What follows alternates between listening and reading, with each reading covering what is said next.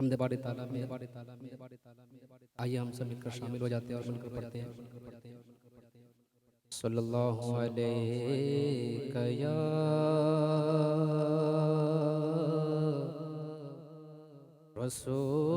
رسول اللہ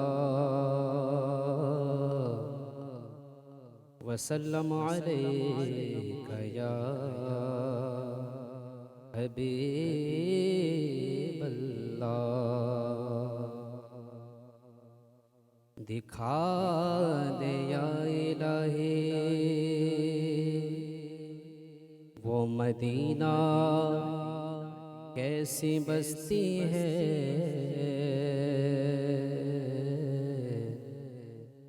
دکھا دے یا الہی وہ مدینہ کیسی بستی ہے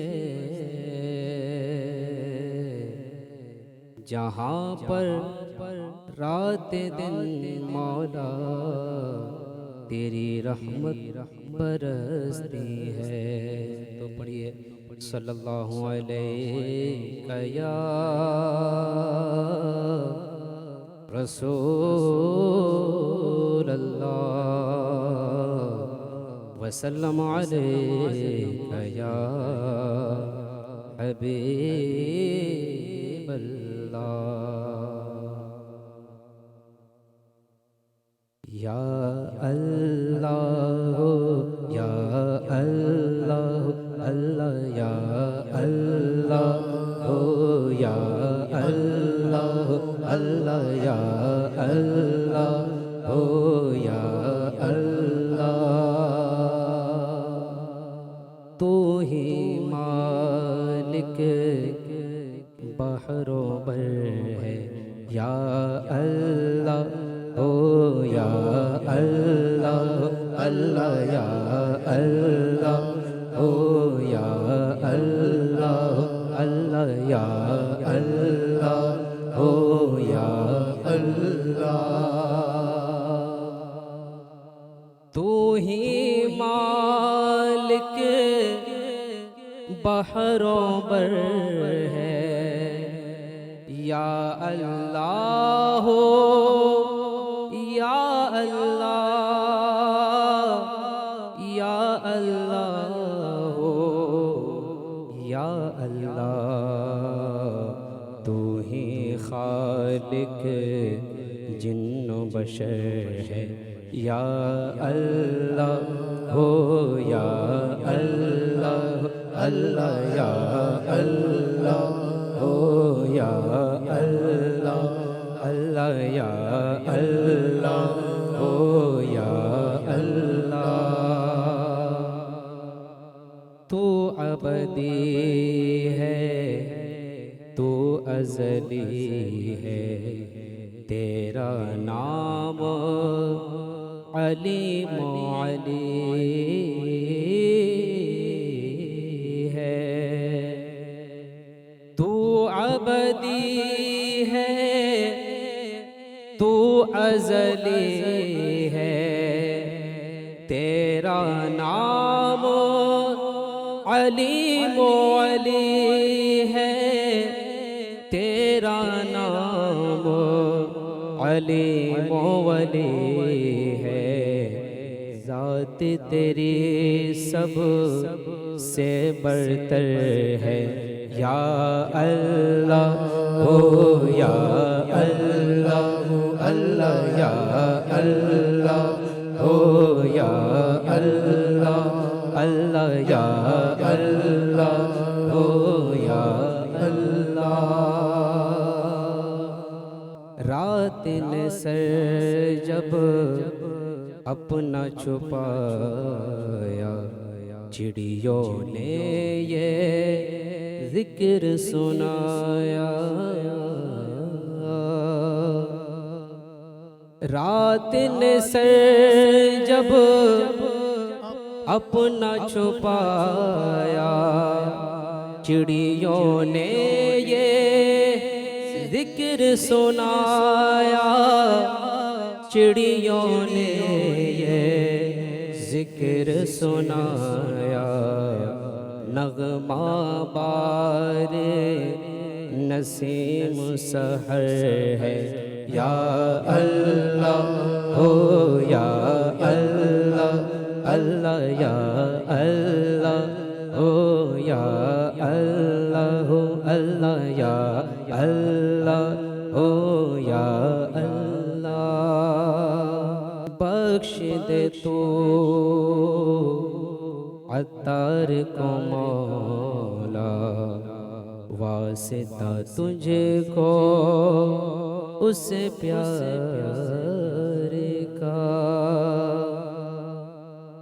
بخش دے تو عطار کو مولا واسطہ تجھ کو اس پیارے کا واسطہ تجھ کو اس پیارے کا جو سب نبیوں کا سرور ہے یا اللہ ہو یا اللہ اللہ یا اللہ ہو یا اللہ اللہ یا اللہ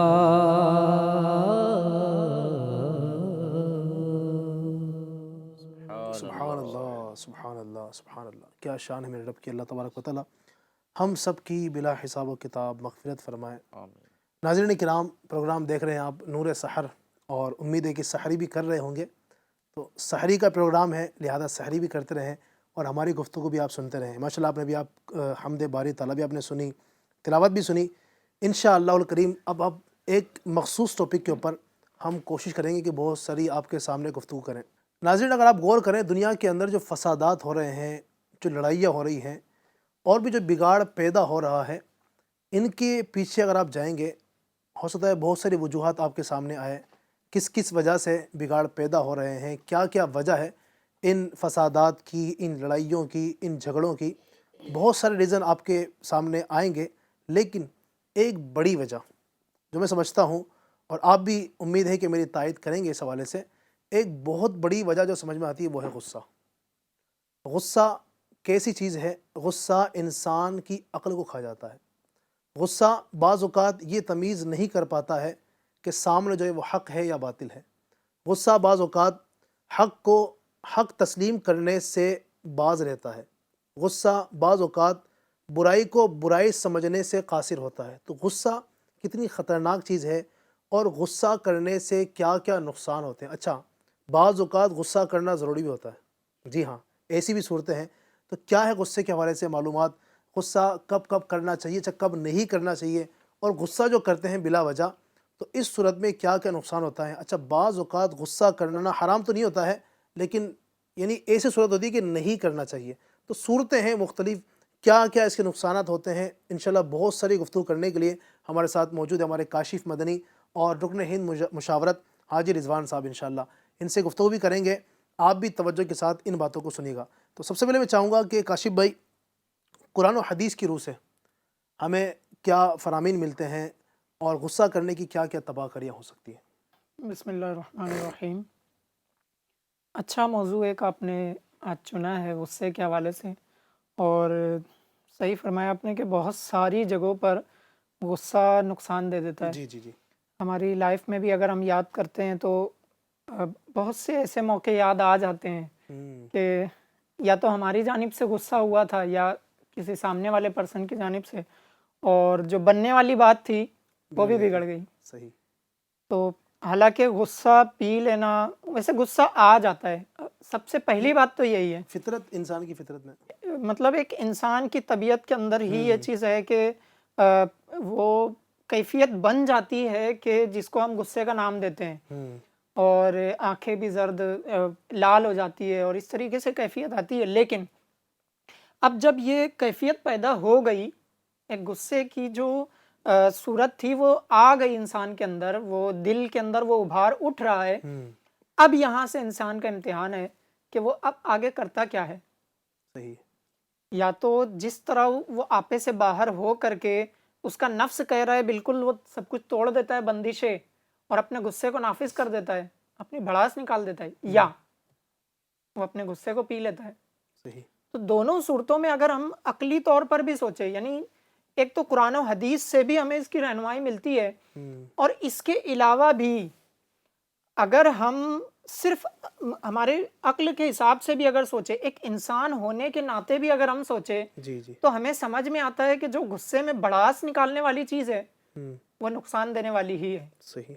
یعنی انسان صرف عقل سے بھی اپنے اس چیز کو پہچان لے گا، اور اس کو کسی چیز کی رہنمائی کی ضرورت نہیں ہوگی، کسی کے بتانے کی، کسی ٹیچر کی بھی ضرورت نہیں ہوگی.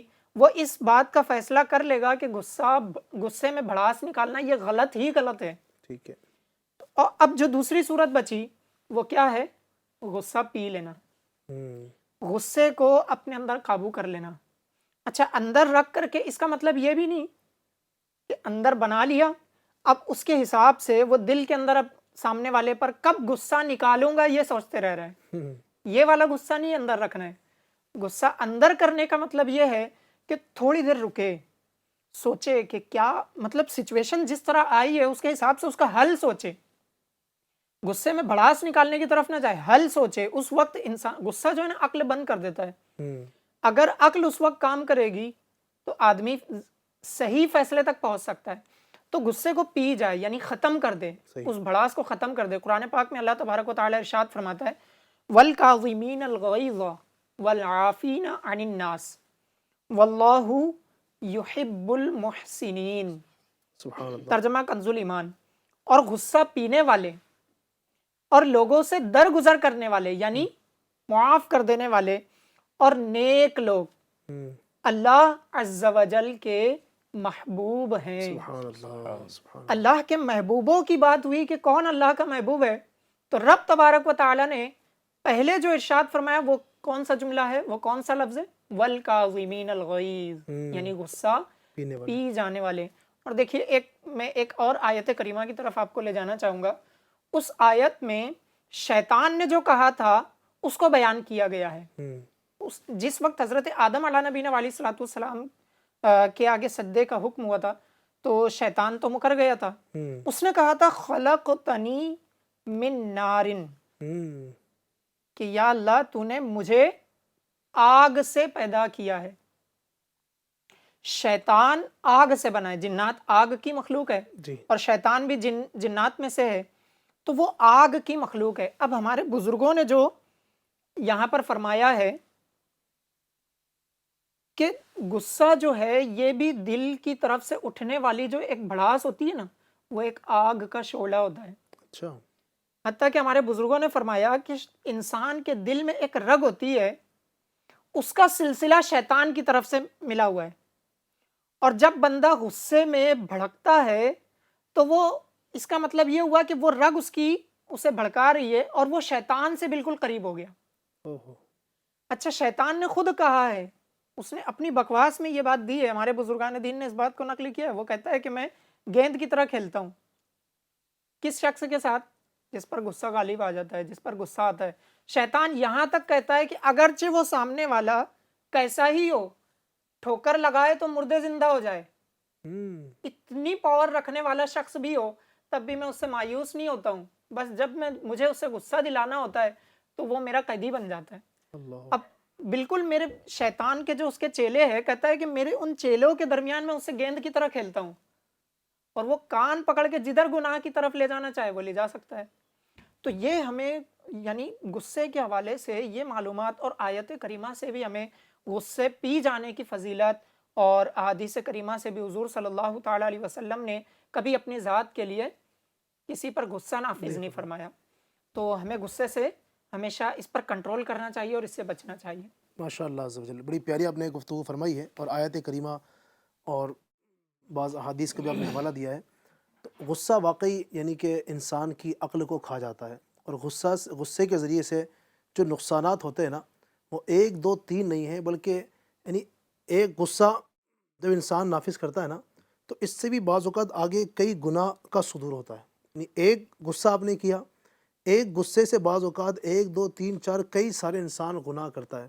بعض اوقات جو قتل ہوتے ہیں نا، اس کے اندر بھی ایک پیچھے اگر دیکھا جائے تو غصہ بعض اوقات شامل ہوتا ہے. تو قتل کتنا بڑا ایک سب سے پہلا جو قتل ہوا اس پر بھی اگر ہاں، ہم اور دیکھیں تو اس میں بالکل غصہ بالکل تھا. صحیح ہے، کیونکہ اس کو غصہ تھا کہ مطلب جس سے میں شادی کرنا چاہتا ہوں وہ اس کے حصے میں آ رہی ہے. استغفر اللہ، اللہ اکبر.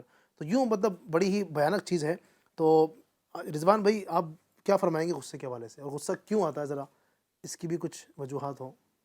غصے آنے کی جو ہے نا وہ کئی وجوہات ہیں. جی. غصہ ایک غیر اختیاری امر ہے. اچھا.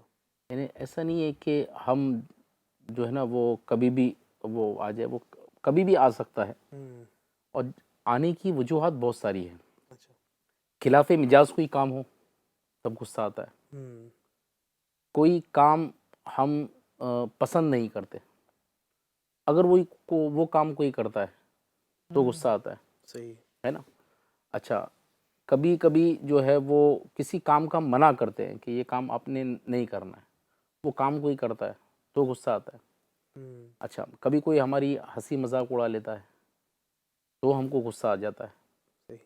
کبھی نقصان ہم کو ہو جاتا ہے، کاروبار میں نقصان ہو گیا یا کوئی سامان کا نقصان ہو گیا جی جی. یا ہم کو لگ گیا تو جس کی وجہ سے ہم کو نقصان ہوا، جی جی. اس پر غصہ آ جاتا ہے. صحیح. تو وجوہات بہت ساری ہے. صحیح. تو غصہ آنا تو یہ تو ایک غیر اختیاری امر ہے، ہاں، اور ایک غصہ، غیر اختیاری کام ہے. اور وہ بھی نا کہ غصہ آنا کوئی بری بات نہیں ہے. جی جی. غصے کو نافذ کرنا ہاں، پھر وہ اس کا دیکھا جائے گا. بیجا استعمال، جی اس جی کا جی. غلط استعمال، وہ جو ہے نا وہ غلط ہے. صحیح. جیسا آپ سمجھے نا، چھری ہے، اس کو اگر غلط استعمال کریں گے تو نقصان بالکل. اس کو اٹھانا پڑے گا، ہوں. قتل بھی ہو جاتا ہے اس سے. وہی چھری کا صحیح استعمال کریں گے تو اس سے کیا ہوگا کہ آپ سبزیاں کاٹ سبزی سکتے کاٹیں گے، ہیں، فروٹ کاٹ فروٹس. سکتے ہیں، اس کا صحیح استعمال کر سکتے ہیں. تو غصے کا صحیح استعمال کب کرنا ہے اور غصے کا غلط استعمال کیسے شیطان کرواتا ہے، وہ ہم جب علم دین سیکھیں گے، ہم جو ہے اس تعلق سے رہنمائی لیں گے اپنے علماء کرام سے. اور شیخ طریقت امیر اہل سنت کا بڑا ہی پیارا رسالہ ہے سبحان اللہ. غصے کا علاج. اگر اس کا مطالعہ کریں گے تو بہت ساری چیزیں ہمارے سامنے آ جائیں گی. ماشاء اللہ ماشاء اللہ.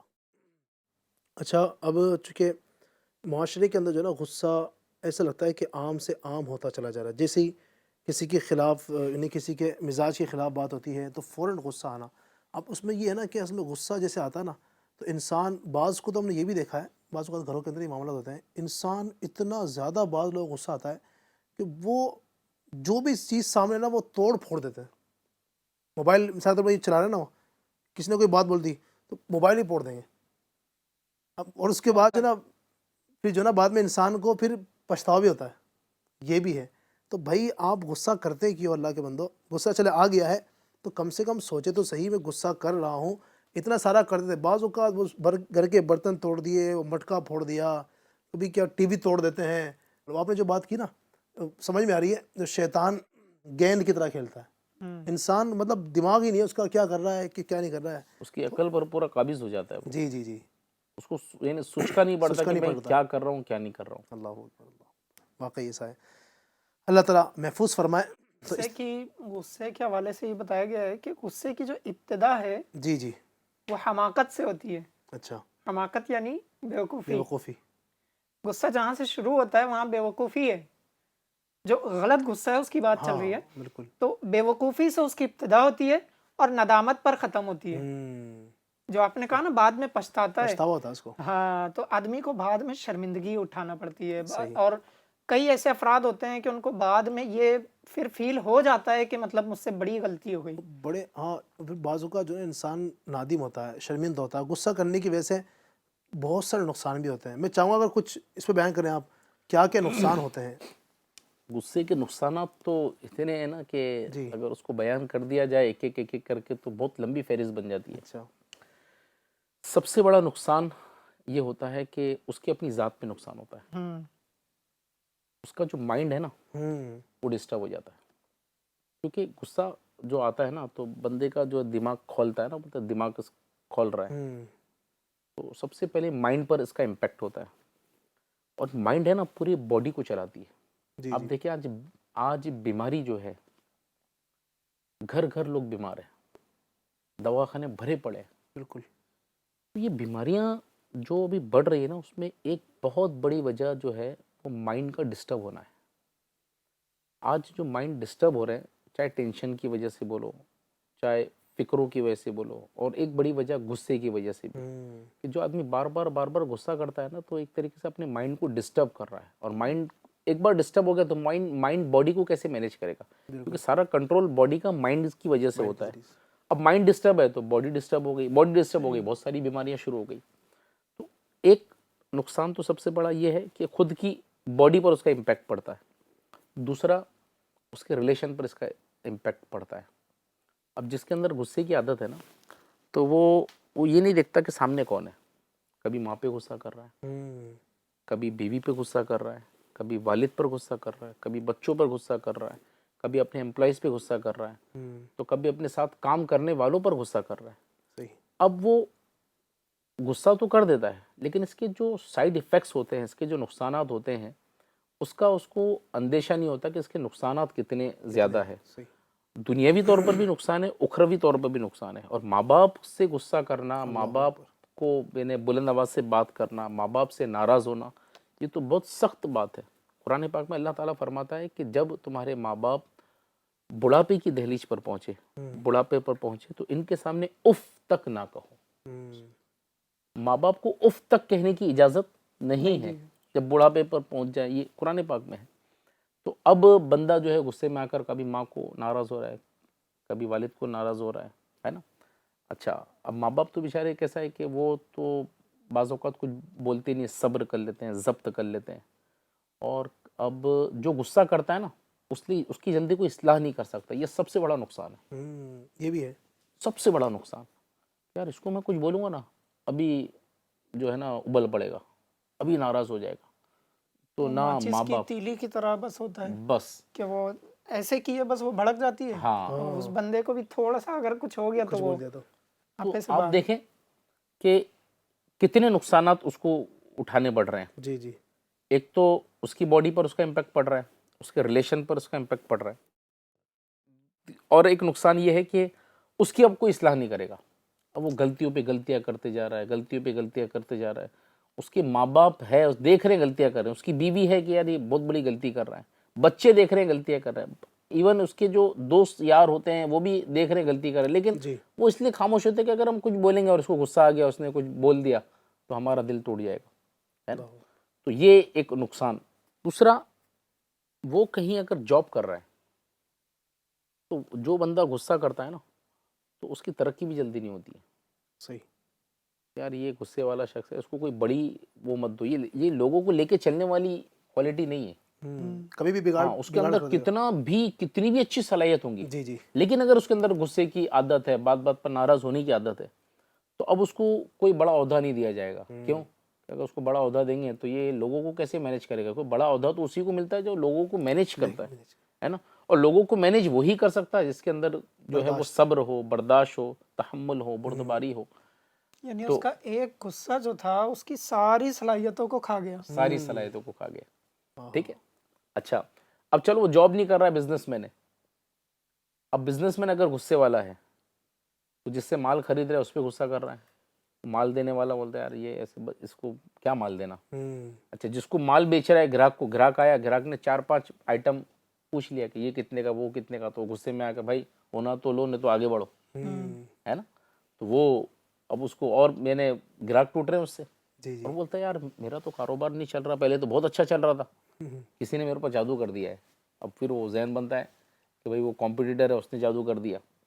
تو بندہ یہ نہیں سوچتا کہ میرے اس غصے کی عادت کی وجہ سے میری لائف کتنی ڈسٹرب ہو رہی ہے، میری فیملی کتنی ڈسٹرب ہو رہی ہے، میرا بزنس، میری جاب، میرے بچے کتنے ڈسٹرب ہو رہے ہیں، ہے نا. بچے بھی سہم جاتے ہیں. جو باپ بار بار بچوں پہ غصہ کرتا ہے نا، ہر بات پر بچوں پہ ناراض ہوتا ہے. اب بچے اگر کوئی بات شیئر کرنا چاہیں نا اپنے والد کو، نہیں کر پاتے. صحیح بات ہے. صحیح. کیوں؟ یار ابا ناراض ہو جائیں گے تو.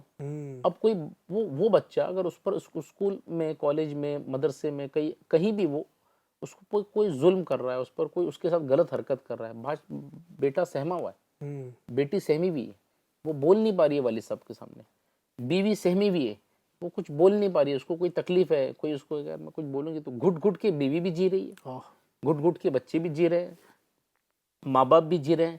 امپلائیز بھی جی رہے ہیں جو اس کے یہاں کام کر رہے ہیں. یعنی اس کے اس غصے کی عادت سے کتنے لوگوں کی لائف ڈسٹرب ہو رہی ہے, کتنی فیملیز ڈسٹرب ہو رہی ہے, اس کو اندیشہ نہیں. تو اس کے تو بہت نقصانات ہیں, بہت نقصانات ہیں, سکون چلا جاتا ہے. زبان میں کڑواہٹ بھی آ جاتی ہے ایسے شخص کی, جس کو بھی بات کرے گا اگر اس پر غصہ ہے وہ سامنے آ گیا جی, تو اب اس کی زبان بدل جائے گی, اس کی گفتگو کا انداز بدل جائے گا. اچھا, یہ تو ہے. ساتھ ساتھ اس کا جو سکون ہے نا وہ ختم ہو جاتا ہے. صحیح. بندہ اتنی کوششیں کرتا ہے, اتنی محنتیں کرتا ہے, اصل مقصد کیا ہوتا ہے کہ سکون حاصل ہو. اب وہ بے سکونی کی لائف گزار رہا ہے. بیماریاں الگ گھیر رہی ہے, فیملی الگ ڈسٹرب ہے, بزنس الگ ڈسٹرب ہے, جاب الگ ڈسٹرب ہے. تو یہ تو دنیاوی تو بہت سارے نقصانات اس کو اٹھانے پڑتے ہیں جو بات بات پر غصہ کرتا ہے. اور آخرت کا نقصان وہ الگ کہ جب بندہ غصہ کرتا ہے تو بہت سارے گناہ اس میں شامل ہو جاتے ہیں. صحیح. جیسے غصہ کرنے والا اب جب غصہ کرتا ہے نا تو کتنوں کی دل آزاری بھی کر دیتا ہے.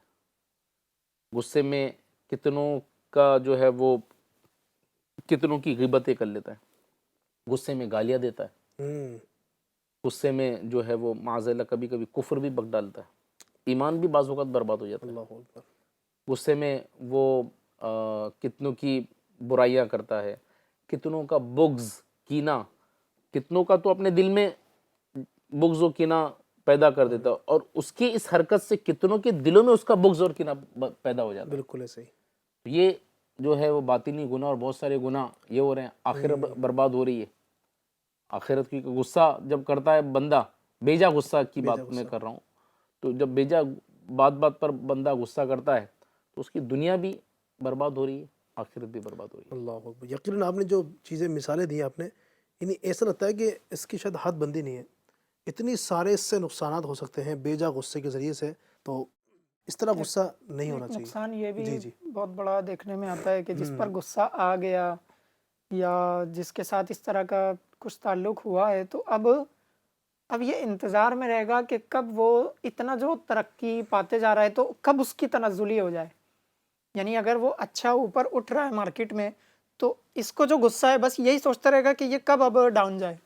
یعنی حسد بھی ہوتا ہے. حسد بھی ہو جاتا ہے, یہ بھی ہو جاتا ہے کہ بس وہ یہی انتظار میں رہے گا کہ اس کا نقصان کب ہو, اس کو کوئی برا بولے. اچھا, کوئی اس کے پاس آ کر کے اگر اس کی برائی کرے گا تو اس کو بڑا مزہ آئے گا. مزہ آئے گا. اس کا مزہ الگ ہی مطلب قسم کا ہوگا. جتنا مزہ مطلب شاید اس کو کھانا کھانے میں نہیں آتا ہوگا, صحیح بات. اس سے کئی بڑھ کر مطلب اس کو اچھا لگے گا کہ میرے دشمن کی یہ برائی کر رہا ہے تو مطلب یہ تو میرا دوست ہے. اگر وہ دوست اس کی اگر تعریف کرے, اچھا, اور اگر کوئی اس کی تعریف کرے پھر تو ہو سکتا ہے اس کے اوپر بھی اس کا غصہ طاری ہو جائے. اللہ اکبر. بہت سارا. اور اس کے بس اس سے رویہ اس کا بدل جائے. اگر ہمارے بزرگوں کی ہم سیرت دیکھتے ہیں, سبحان اللہ, یعنی کتابیں بھری پڑی ہیں, واقعات بھرے پڑے ہیں. اللہ پاک ان کا صدقہ نصیب فرمائے. ایسے ایسے واقعات بعض اوقات یعنی کہ اگر ایسا لگتا ہے کہ اگر ان کی جگہ ہم ہوتے نا, جو بزرگوں کے واقعات پڑھتے, سکتا اگر ان کی جگہ ہم ہوتے ہیں, حالانکہ ہم بھی بڑی بڑی باتیں کر رہے ہیں اور اصل انسان کو پتہ تبھی لگتا ہے. یقیناً ناظرین, میں اپنی بات کر رہا ہوں, ظاہری بات ہے, جب ہمارے مزاج کے خلاف بات ہو. ورنہ دنیا کے اندر باتیں تو کرتے ہیں غصے کی. حقیقت یہ ہے رضوان بھائی کہ غصے کی ہم بھی بڑی باتیں کرتے ہیں, لیکن ہمارے سامنے اگر کوئی ہمارے مزاج کے خلاف بات ہو, اس وقت پتہ لگے گا کہ آپ اتنی بڑی بڑی باتیں ہم کر رہے ہیں, تو واقعی ہمارے اندر جو ہے نا وہ غصے کے کیا کیا نقصان ہم بھی اٹھا رہے ہیں بعض اوقات. تو اب بزرگوں کی جب سیرت پڑھتے ہیں تو اس سے پتہ چلتا ہے کہ واقعی یار ان لوگوں کا حصہ ہے. یعنی بعض اوقات اتنی بڑی بڑی ان کو تکلیفیں پہنچائی جاتی ہے, بعض اوقات تو ایسا ہوتا ہے کہ سالوں سے لوگ ان کے پیچھے پڑے ہوئے ہیں, لیکن مجال ہے کہ ان کے خلاف کبھی کچھ بولا ہو. سبحان اللہ. میں چاہوں گا کہ اگر اپنے بزرگوں کے حوالے سے بھی کچھ باتیں اگر آپ کی طرف سے ملے. جی, میں بہت دور نہیں, جی, قبلہ شیخ طریقت امیر اہل سنت کا ایک واقعہ بتاتا ہوں. کیا بات ہے, سبحان اللہ, سبحان اللہ. آپ ایک مرتبہ کسی راستے سے گزر رہے تھے, تو وہاں پر ایک نوجوان نے آپ کو دیکھا, اور اس نے جو ہے نا وہ مذاقاً یا جو بھی یعنی آج کل نوجوانوں کے جو حرکتیں ہوتی ہے, کسی بھی مذاق اڑا دینا, تو امیر اہل سنت کو ایسی بات کہنا کہ اگر امیر اہل سنت کی جگہ کوئی اور ہوتا تو شاید بہت غصہ آ جاتا ہے. کیونکہ ایک دیندار شخص کو ایسی بات کرنا کہ جس سے وہ چڑھتا ہے نا. دیندار شخص کون سی باتوں سے چڑھتا ہے کہ بھئی گناہ والے کام, غلط کام کوئی ہو رہے ہو تو ایک دیندار شخص ایسی باتوں سے چڑھتا ہے. چڑھتا ہے. تو اب وہ اس نے کیا کیا، اس نوجوان نے، شیخ طریقت قبلہ امیر اہل سنت حضرت علامہ مولانا محمد الیاس ستار قادری دامت برکاتہم العالیہ جا رہے تھے تو آواز دی، مولانا، بولے وہ پکچر لگی بہت اچھی، دیکھوں گے؟ تو امیر اہل سنت تو امیر اہل سنت ہے نا. تو امیر اہل سنت نے جو ہے مسکرا کر اس کے پاس گئے اور کہا، بیٹا پکچر دیکھنا تو گناہ ہے، میں پکچر نہیں دیکھتا، البتہ آپ کو ایک دعوت دیتا ہوں کہ فلاں مسجد میں جو ہے نا وہ ہفتہ وار اجتماع ہوتا ہے جہاں پر سنتیں سکھائی جاتی ہے، دین کی باتیں سکھائی جاتی ہے، آپ ضرور وہاں تشریف لائیں. اتنا بول کر امیر اہل سنت نے میٹھا جواب دیا اور وہاں سے آپ تشریف لے گئے.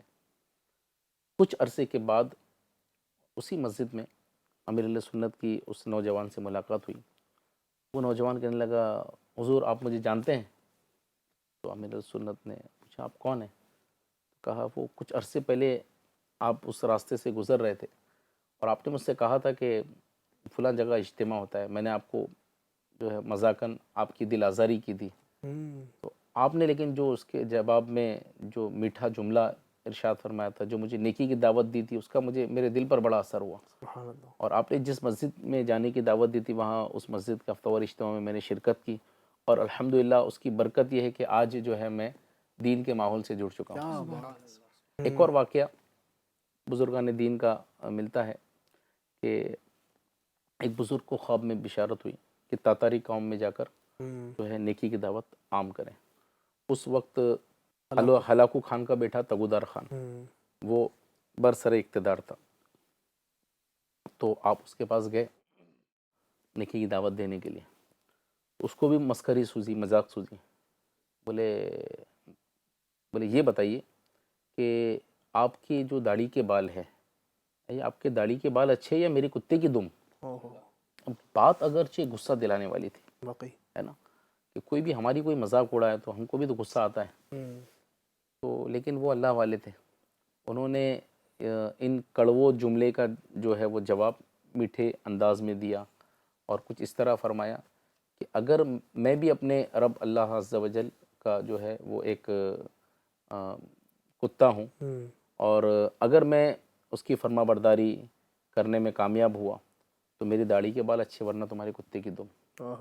جب یہ کڑوے جملوں کے اگینسٹ میں جب میٹھے بول اس بادشاہ نے سنا تو وہ تو بہت متاثر ہوا اور آپ کے اس انداز کو دیکھ کر اس نے کہا، حضور آپ میرے یہاں پر ہی آپ قیام فرمائیں. تو آپ اس کے یہاں پر ہی رہنے لگے اور روزانہ اس کو نیکی کی دعوت دینے لگے، دین کی باتیں بتانے لگے. ایک وقت وہ آیا کہ وہ پورا جو سلطنت کا بادشاہ تھا وہ دامن اسلام سے وابستہ ہو گیا. سبحان اللہ. تو یہ ہوتی ہے جو ہے نا غصے پر صبر کرنا اور اس کے اگینسٹ میں یعنی اگر آپ دیکھیں نا اتنا بڑا ایک فائدہ ملا ہے کہ وہ دامن اسلام سے پوری قوم وابستہ ہو گئی. اگر اس کے غصہ اگر وہ کر جاتے تو کیا یہ ممکن تھا؟ بالکل ممکن نہیں تھا نا، ظاہری بات ہے. پھر اتنا بڑا فائدہ. اس طرح کا ایک اور بزرگ کے حوالے سے ایک واقعہ ملتا ہے، حضرت شعیبہ رحمۃ اللہ تعالی علیہ، ان سے جو ہے کسی نے کہا، بلکہ ان کو گالی دی. اچھا. تو آپ نے اس کے جواب میں بڑا زبردست ایک تاریخی جملہ دیا کہ اگر تو سچ کہہ رہا ہے، یعنی وہ برائی میرے اندر ہے، اگر تو سچ کہہ رہا ہے تو اللہ میری مغفرت کرے، اور اگر تو غلط کہہ رہا ہے تو اللہ تیری مغفرت کرے. کیا بات ہے. ہمارے اسلاف کی شان یہ ہوتی تھی، کوئی ان کی برائی کرتا ان کو پرواہ ہی نہیں ہوتی. ان کو تو بس اسی بات کی فکر ہوتی تھی، ایک ہی بات ان کے ذہن میں ہوتی تھی، بس اللہ تعالیٰ ہم سے راضی ہو جائے. کیا بات ہے. صدیق اکبر رضی اللہ تعالیٰ عنہ سے کسی نے کوئی برائی کی چیز آپ کی طرف نسبت کی، اللہ اکبر، تو آپ رضی اللہ تعالیٰ عنہ نے اس شخص کو بڑا زبردست مطلب جواباً کہا کہ ایسے تو اور بھی بہت سے عیب ہیں جو اللہ نے میرے چھپائے رکھے ہوئے ہیں. کیا شان ہے ان لوگوں کی. اللہ تبارک و تعالیٰ کی طرف ان کی لو مطلب پہنچتی ہے اور بس رب تبارک و تعالیٰ کا خوف بیدار ہوتا ہے. غصے کے علاج میں سے بھی ایک یہ آتا ہے کہ مطلب جس وقت بندے کو اپنے نفس کی بڑاس اتارنے کا دل ہو یا غصہ ہے نا، تو اس وقت وہ آخرت کو یاد کرے. ایک بادشاہ نے جو ہے ایک ایسا بندہ رکھ لیا تھا، عقل مند شخص، جیسے بادشاہ ہوا کرتے تھے تو رائے دینے کے لیے کسی کو رکھتے تھے، کسی کو قاضی مقرر کرتے تھے.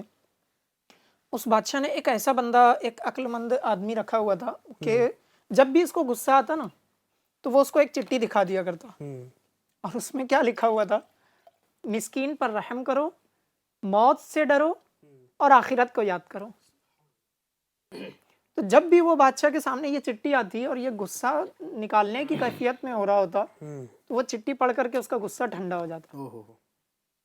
اور ایسے موقع پر وہ بھی ایک چیز ہے نا، یہ وقت گزر جائے گا. جب بندے کو غصہ آئے نا تو غصہ اتارنے کی بجائے اگر وہ یہ سوچے کہ یہ وقت گزر جانا ہے تو یہ بھی ایک علاج کی طرف لے جاتا ہے کہ بندہ سوچے گا یار مطلب کیا اب نقصان پہنچانا، کیا خود کا نقصان کرنا.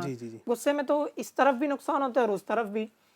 تو یہ وقت گزر جائے گا اگر یہ ذہن میں آئے، اگر ہماری عقل ہم قابو میں رکھنے پر قادر ہو جائے اور غصے کو نافذ کرنے سے بچنا چاہتے ہیں تو اس چیز کو سوچے کہ یہ وقت نکل جائے گا اور انشاءاللہ عافیت ہی عافیت ہوگی. ہوگی. اچھا رضوان بھائی، یہ بھی دیکھا جاتا ہے کہ بعض لوگ مطلب بڑے خوش مزاج ہوتے ہیں، اچھے ہوتے ہیں، لیکن جیسے جیسے ان کی ترقی ہوتی ہے نا، منصب بڑھتا ہے، مطلب بڑا عہدہ ملتا ہے نا، تو دیکھا جاتا ہے کہ وہ ان کے اندر چڑچڑاپن آ جاتا ہے، لوگوں سے سیدھے منہ بات نہیں کرتے ہیں، اور ایک غصے والی کیفیت. تو اس کی کیا وجہ ہے؟ مطلب انسان پہلے تو ہے جب تھوڑا غریب آدمی ہے تھوڑا سا، تب تو جناب وہ سب سے ہنس کے مل رہا ہے، سب سے مطلب بڑا اچھا اخلاق والا مانا جا رہا ہے. لیکن تھوڑے سے کہ پیسے کیا آ گئے یا اس کو منصب مل گیا، کوئی بڑی کرسی مل گئی، تو انسان لوگوں کو بھاؤ نہیں دیتا ہے، اور چھوٹی چھوٹی بات پر جھاڑ دینا، غصہ کر دینا، بد اخلاقی کر دینا، اور بات بات پر غصہ آ جانا. اس کی کیا وجہ ہے؟ کی بہت بڑی وجہ یہ ہے کہ تکبر. صحیح.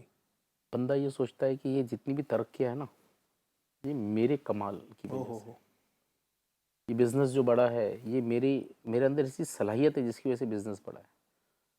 یہ آج میں اس مقام پر ہوں نا، اتنا پیسہ میرے پاس ہے، میری اتنی فیکٹریاں ہیں، میرے اتنے سارے کاروبار ہیں، میرے اتنے گھر ہیں، اتنی گاڑیاں ہیں. تو سوچتا ہے سب میرے اندر ایسی صلاحیت ہے، میرے اندر ایسا کمال ہے، میرے اندر ایسی خوبی ہے جس کی وجہ سے یہ سب ہوا ہے. اور جب بندہ تکبر میں آ جاتا ہے نا تو پھر ہر ایک کو جو ہے نا وہ اس گری ہوئی نظر سے دیکھتا ہے. بالخصوص اس سے جو چھوٹے ہوتے ہیں، اس سے جو کمتر ہوتے ہیں، ان کو گری ہوئی نظر سے دیکھتا ہے. اب وہ ان کے ساتھ بات کرنے کا اس کا رویہ چینج ہو جاتا ہے. ابھی دیکھیں کہ وہی شخص اس سے زیادہ پیسے والا کوئی شخص ہوگا نا، یا اس کے ساتھ کوئی بزنس، کسی کے ساتھ تو بزنس ڈیل کر رہا ہے، اب تھوڑی ہی دیر میں اس کا جو ہے وہی جس کے پاس ابھی تھوڑی دیر پہلے وہ اپنے ملازم کو چلا رہا تھا، اتنے میں اگر وہ شخص آ جائے نا تو ارے آئیے سر، آئیے، کیا بات ہے، آئیے، بہت بہت صحیح وقت پر آیا. ایک دم چہرے پر اسمائل آ جائے گی. یہ کیا ہے؟ ابھی تو غصہ تھا، تھوڑی دیر پہلے 2 منٹ پہلے تو جو اپنے امپلائی کو جھاڑ رہا تھا، چلا رہا تھا، ہے نا. ایک اور میں آپ کو اگزامپل دے دوں. یہ تو روزمرہ کا ایک سمجھو ایک واقعہ ایسا ہوتا ہے کہ بندہ جو ہے نا، بیوی کا فون آیا نا تو نو لفٹ کرتا ہے. یعنی بیوی کا فون ہے نا، اس کو کوئی ویلیو نہیں دیتا، کام ہی ہے، کچھ نہ کچھ کام ہوگا، یہ ہوگا، وہ ہوگا. اب بیوی کا فون اگر 2-4 بار آ جائے نا، اس کو فوراً غصہ آ جاتا ہے. ارے کیا لگا کے رکھے ہو تم، دیکھتی نہیں، میرے کو کام ہے، یہ کام ہے، وہ کام ہے، جب دیکھو تب کام، جب دیکھو تب کام. ارے بھائی، وہ اپنے شوہر کو نہیں بولے گی تو کس کو بولے گی؟ وہ جائے گی کام، میں نے سامان لانے کے لیے، وہ جائیں گی اپنے گھر کی ضرورت. وہ آپ کے لیے تو ابھی گھر میں اگر کوئی چیز نہیں ہے تو آپ کو تو بولے گی. بچوں کا کوئی مسئلہ ہے تو آپ کو تو بولے گی، آپ ہی تو سب کچھ ہے اس کے لیے، ہے نا. تو یعنی بندہ جو ہے نا، ایکچولی اصل بات یہ ہے نا کہ کمزوروں پر آدمی غصہ کرتا ہے، یہ جب ماتحت پر آدمی غصہ کرتا ہے. اب یہ بولتے ہیں نا کہ بعض لوگ بولتے ہیں کہ یار میں بہت غصے والا ہوں. میرے کو غصہ آیا تھا نا، میں کسی کو چھوڑتا نہیں ہوں، کسی کو بخشتا نہیں ہوں. اب وہی شخص کوئی پولیس آفیسر سامنے آ جائے نا، اس کے سامنے غصہ نہیں کر پائے گا. صحیح بات ہے. کیوں؟ غصہ تو بہت ہے بھائی آپ کو. اب پولیس والا آ گیا سامنے، یا بڑا کوئی عہدیدار آ گیا، یا کوئی فیکٹری کا بڑا مالک آ گیا، اس کے سامنے آپ غصہ نہیں کر پا رہے ہو. غصہ آ رہا ہے آپ کو، پولیس والا آپ کو ڈانٹ رہا ہے نا، وہ بڑا فیکٹری کا مالک آپ کو ڈانٹ رہا ہے، لیکن آپ کو بہت غصہ ہونے کے باوجود بھی آپ غصے کو ضبط کر لے رہے ہو، صبر کر لے رہے ہو. کیوں کہ آپ کے دل میں ایک خوف ہے کہ اگر میں نے اس پر ریئیکٹ کیا، اگر میں اپنے غصے کو نافذ کیا تو پولیس والا مجھے جیل میں ڈال دے گا، جی یا تو یہ جو فیکٹری کا مالک ہے مجھے جاب سے نکال دے گا جس کی وجہ سے میں آزمائش میں آ جاؤں گا۔ تو بندہ غصہ اسی پر نافذ کرتا ہے نا جو کمزور ہو، کمزور ہو، جو اس کا ماتحت ہو، بیوی پر، امپلائیز پر، جو اس سے کمتر ہو، جو اس سے زیادہ پیسے والے، زیادہ عہدے دار، بڑا جو کوئی شخص ہوتا ہے نا، بڑا پہلوان کوئی آ جائے، صحیح، اس کو غصہ دکھا کے بتائے ذرا، بالکل، تو آدمی وہاں پر غصہ نہیں دکھاتا۔ تو یہی ہے کہ بندہ بات بات پر جو غصہ کرتا ہے اپنے بیوی پر، اپنے بچوں پر، اپنے امپلائیز پر، تو یہ اسی وجہ سے کرتا ہے کہ اس کو اس کا احساس نہیں ہے کہ میں جو غصہ کر رہا ہوں تو اس کے نقصانات کیا ہے، صحیح، اخروی نقصان کیا ہے، دنیاوی نقصان کیا ہے۔ جب بندہ اگر، جیسے میں نے آپ کو ابھی بتایا نا کہ وہ پولیس آفیسر کے سامنے غصہ اس لیے نہیں کرتا کہ اس کو نقصان پتہ ہے، لیکن ماتحت کے بارے میں وہ بے فکر ہے کہ ہاں، بھئی کیا کر کیا لے گا کر لے میرا، گی میری بیوی، کیا کر لے گی صحیح ہے، میرا امپلائی، کیا کر لے گا۔ اور کیا، لیکن میں نے شروع میں بتایا نا کہ نقصانات جو غصے کے ہوتے ہیں، جی اب وہ امپلائی تو ابھی تو کچھ بھی نہیں کرے گا، لیکن اس کے دل میں جو نفرت پیدا ہوں گی نا آپ کی، اور کبھی اس کی بددعا نکل گئی تو وہ جو رنگ لائے گی، ہاں ہاں، اس کا یعنی اس کا جو اثر ہوگا وہ ہم نہیں بتا سکتے۔ پھر اب کبھی اس کو وہ بہت زیادہ اس کے دل میں نفرت پیدا ہوگی نا، تو کبھی نہ کبھی وہ موقع کی تلاش میں رہے گا جس میں ہمارا نقصان کرنے کی کوشش کرے گا، یا تو ہماری جان کا نقصان کرے گا یا تو مال کا نقصان کرے گا۔ تو نقصان ہی نقصان ہے۔ تو غصہ کرنے والا یہ سوچے نا کہ بھئی میں غصہ کر کے جس پر اپنا غصہ نافذ کر رہا ہوں، جو مجھ سے کمزور ہے، جو میرے ماتحت ہے، میری بیوی ہے، میرے بچے ہیں، میرے گھر والے ہیں یا امپلائیز ہیں، تو میں ان پر غصہ کر رہا ہوں۔ یہ بھی تو غور کرے کہ اللہ تبارک و تعالیٰ بھی تو ہے، آپ اس کے بندے ہو، آپ کمزور ہو، ہم کمزور ہیں، کہ اللہ تبارک و تعالیٰ کو اختیار نہیں ہے ہم پر اللہ تبارک و تعالیٰ عذاب ہم پر کر دے، ہمیں عذاب میں ڈال دے؟ تو اللہ تبارک و تعالیٰ نے ہم پر عذاب روکے ہوئے ہے، اللہ تبارک و تعالیٰ ہمیں نعمتیں عطا فرما رہا ہے، تو آپ بھی اپنے کمزوروں کے اوپر کیوں اس طرح سے غصہ کرتے ہو، اس طرح ان کو تکلیف دیتے ہو؟ یہ اچھا انداز نہیں ہے۔ ایک مرتبہ ایک شخص کے گھر میں جو ہے کھانا بنا تو نمک کچھ زیادہ ہو گیا ہوگا، اب اس کو اس پر غصہ تو بڑا آیا، لیکن تھوڑی دیر کے لیے وہ جی رک گیا، اور اس کے دل میں یہ آیا کہ آج میں اس پر غصہ کروں گا تو اس کی غلطی پر کیا پتا کہ کل قیامت کے دن میری غلطیوں پر رب تبارک و تعالیٰ میری بھی گرفت فرما لے۔ بس یہ چیز اس کے دل میں ایک ایسی شمع جاگی، اس نے دل ہی دل میں اپنی بیوی کو معاف کر دیا۔ معاف کر دیا، معافی کا ارادہ کر لیا اور چھوڑ دیا۔ بتایا جاتا ہے کہ اس کے مرنے کے بعد کسی نے اس کو خواب میں دیکھا تو اس نے بتایا کہ عذاب تو ہونے ہی والا تھا گناہوں کی وجہ سے، لیکن وہی واقعہ اس نے بتایا کہ اللہ تبارک و تعالیٰ نے فرمایا کہ میری بندی سے جو سالن میں نمک ڈالنے کی جو غلطی ہوئی تھی، اس وقت جو تو نے ایک میری بندی کو معاف کیا تھا، جی جی، اس کے بدلے میں آج میں بھی تجھے بخشتا ہوں۔ سبحان اللہ۔ اچھا، غصے کی ایک بات اور میرے ذہن میں آ رہی ہے کہ غصے میں آدمی کی اپنی حقیقت بھی باہر آ جاتی ہے۔ ایک آدمی ہوگا جو آپ سے بہت اچھے سے ملتا ہوگا، کبھی آپ اچانک میں وہ آپ کو دکھے، ہو سکتا ہے اس کے گھر کے پاس ہو یا وہ جہاں کام کرتا ہے وہاں پر ہو، اور اس کا ماتحت اس کے سامنے تھا جس پر اس کو غصہ آیا ہوا تھا، آپ نے اس کو گالی دیتے ہوئے دیکھ لیے، یا جب اس کو غصہ آئے گا وہ اپنے آپ کے اندر آ جاتا ہے پھر۔ جی جی، اس سے ملتا جلتا ایک واقعہ کتابوں میں لکھا ہے۔ ایک شخص بادشاہ کے پاس جاتا ہے اور وہ کہتا ہے کہ میری مدر ٹنگ کون سی ہے، میری مادری زبان کون سی ہے، وہ اگر کوئی بتا دے تو جو چاہے میں انعام دینے کے لیے تیار ہوں۔ بادشاہ نے کہا؟ نہیں، اس شخص نے بادشاہ سے کہا، اچھا اچھا اور نہیں تو پھر میں جتنا بولوں گا اتنا انعام آپ کو دینا ہوگا۔ اچھا، اب بادشاہ بولے یہ کون سی بڑی بات ہے؟ بہت سارے لوگوں کو ایک ایک کر کے آئے، دانشور آئے، اس سے الگ الگ لینگویج میں بات کرنے لگے۔ وہ ہر لینگویج، بہت ساری لینگویجوں میں اس کو مہارت حاصل تھی، تو وہ الگ الگ لینگویج میں سب سے بات کرتا، تو کوئی پہچان ہی نہیں پا رہا تھا کہ یار اس کی ایکچوئل لینگویج کون سی ہے، اس کی مدر ٹنگ کون سی ہے۔ تو ایک گاؤں کا ایک شخص بادشاہ کے پاس آیا، بولے میرے کو ایک چانس دے دیا جائے۔ اب تم کیا کریں گے, اتنے لوگ آئے اور کوئی اس کی لینگویج نہیں پہچان سکتے. بولے مجھے کچھ وقت کے لیے جو ہے نا اس کے ساتھ رہنے کی اجازت دے دیجیے. صحیح. اب کچھ وقت جو ہے وہ گزرا. اب وہ جو شخص تھا نا وہ سیڑھی پر سے اوپر سے نیچے سے آ رہا تھا. تو یہ جو شخص تھا اس نے کیا کرا, اس کو لوٹ دیا. اب وہ ایک دم گرا سیڑھیوں پر, اور گرتے گرتے جو اپنی مدر ٹنگ میں نا اس کو گالیاں دینے لگا, یعنی اس کو برا بھلا کہنے لگا. تو کیونکہ جب آدمی غصے میں آتا ہے نا تو اس کی اصل باہر آتی ہے, اصل بات آتی ہے. تو اس کی اصل لینگویج باہر آ گئی. واہ. تو وہ شخص نے کہا دیکھا اس کی یہی لینگویج ہے. یہ لینگویج. تو میں نے یہ ہوتا ایک مرتبہ امیر سنت سے بھی یہ سنا تھا, مدنی مذاکرہ میں فرما رہے تھے کہ انسان کے اخلاق کیسے ہیں یہ دیکھنا ہونا تو عام حالات میں مت دیکھو. انسان جب غصے میں ہونا تب پتہ چلیں گے یہ اصل میں یہ کیا ہے. بہت صحیح بات بولے. یعنی ایسا ہی ہے. اگر اخلاق پہچاننے ہیں نا کسی کو تو اس کو غصے کے حالات میں دیکھ لو کہ اس کی یعنی کیا, یعنی وہ کتنا اس کے اندر صبر کرنے کا یعنی اندر مادہ اس کے ہے. کیا بھرا ہوا ہے وہ سب. ہاں ویسے تو مطلب بعض انسان اوقات تو ہے نا ایسے لوگ ہوتے ہیں نا, کیسے ہیں آپ, ماشاء اللہ, ہاں سبحان اللہ, ایسے ملنسار ہوں گے نا, ایسا لگتا ہے کہ ان سے بڑا کوئی ملنسار ہے ہی ہاں نہیں. ایسے با اخلاق نظر آئے گا اور بالکل, لیکن گھر میں شیر ببر ہوتا ہے. جیسی گھر میں گیا تو بیوی کو جھاڑ, بچوں کو جھاڑ, ماں باپ کو بلند آواز سے بات کر.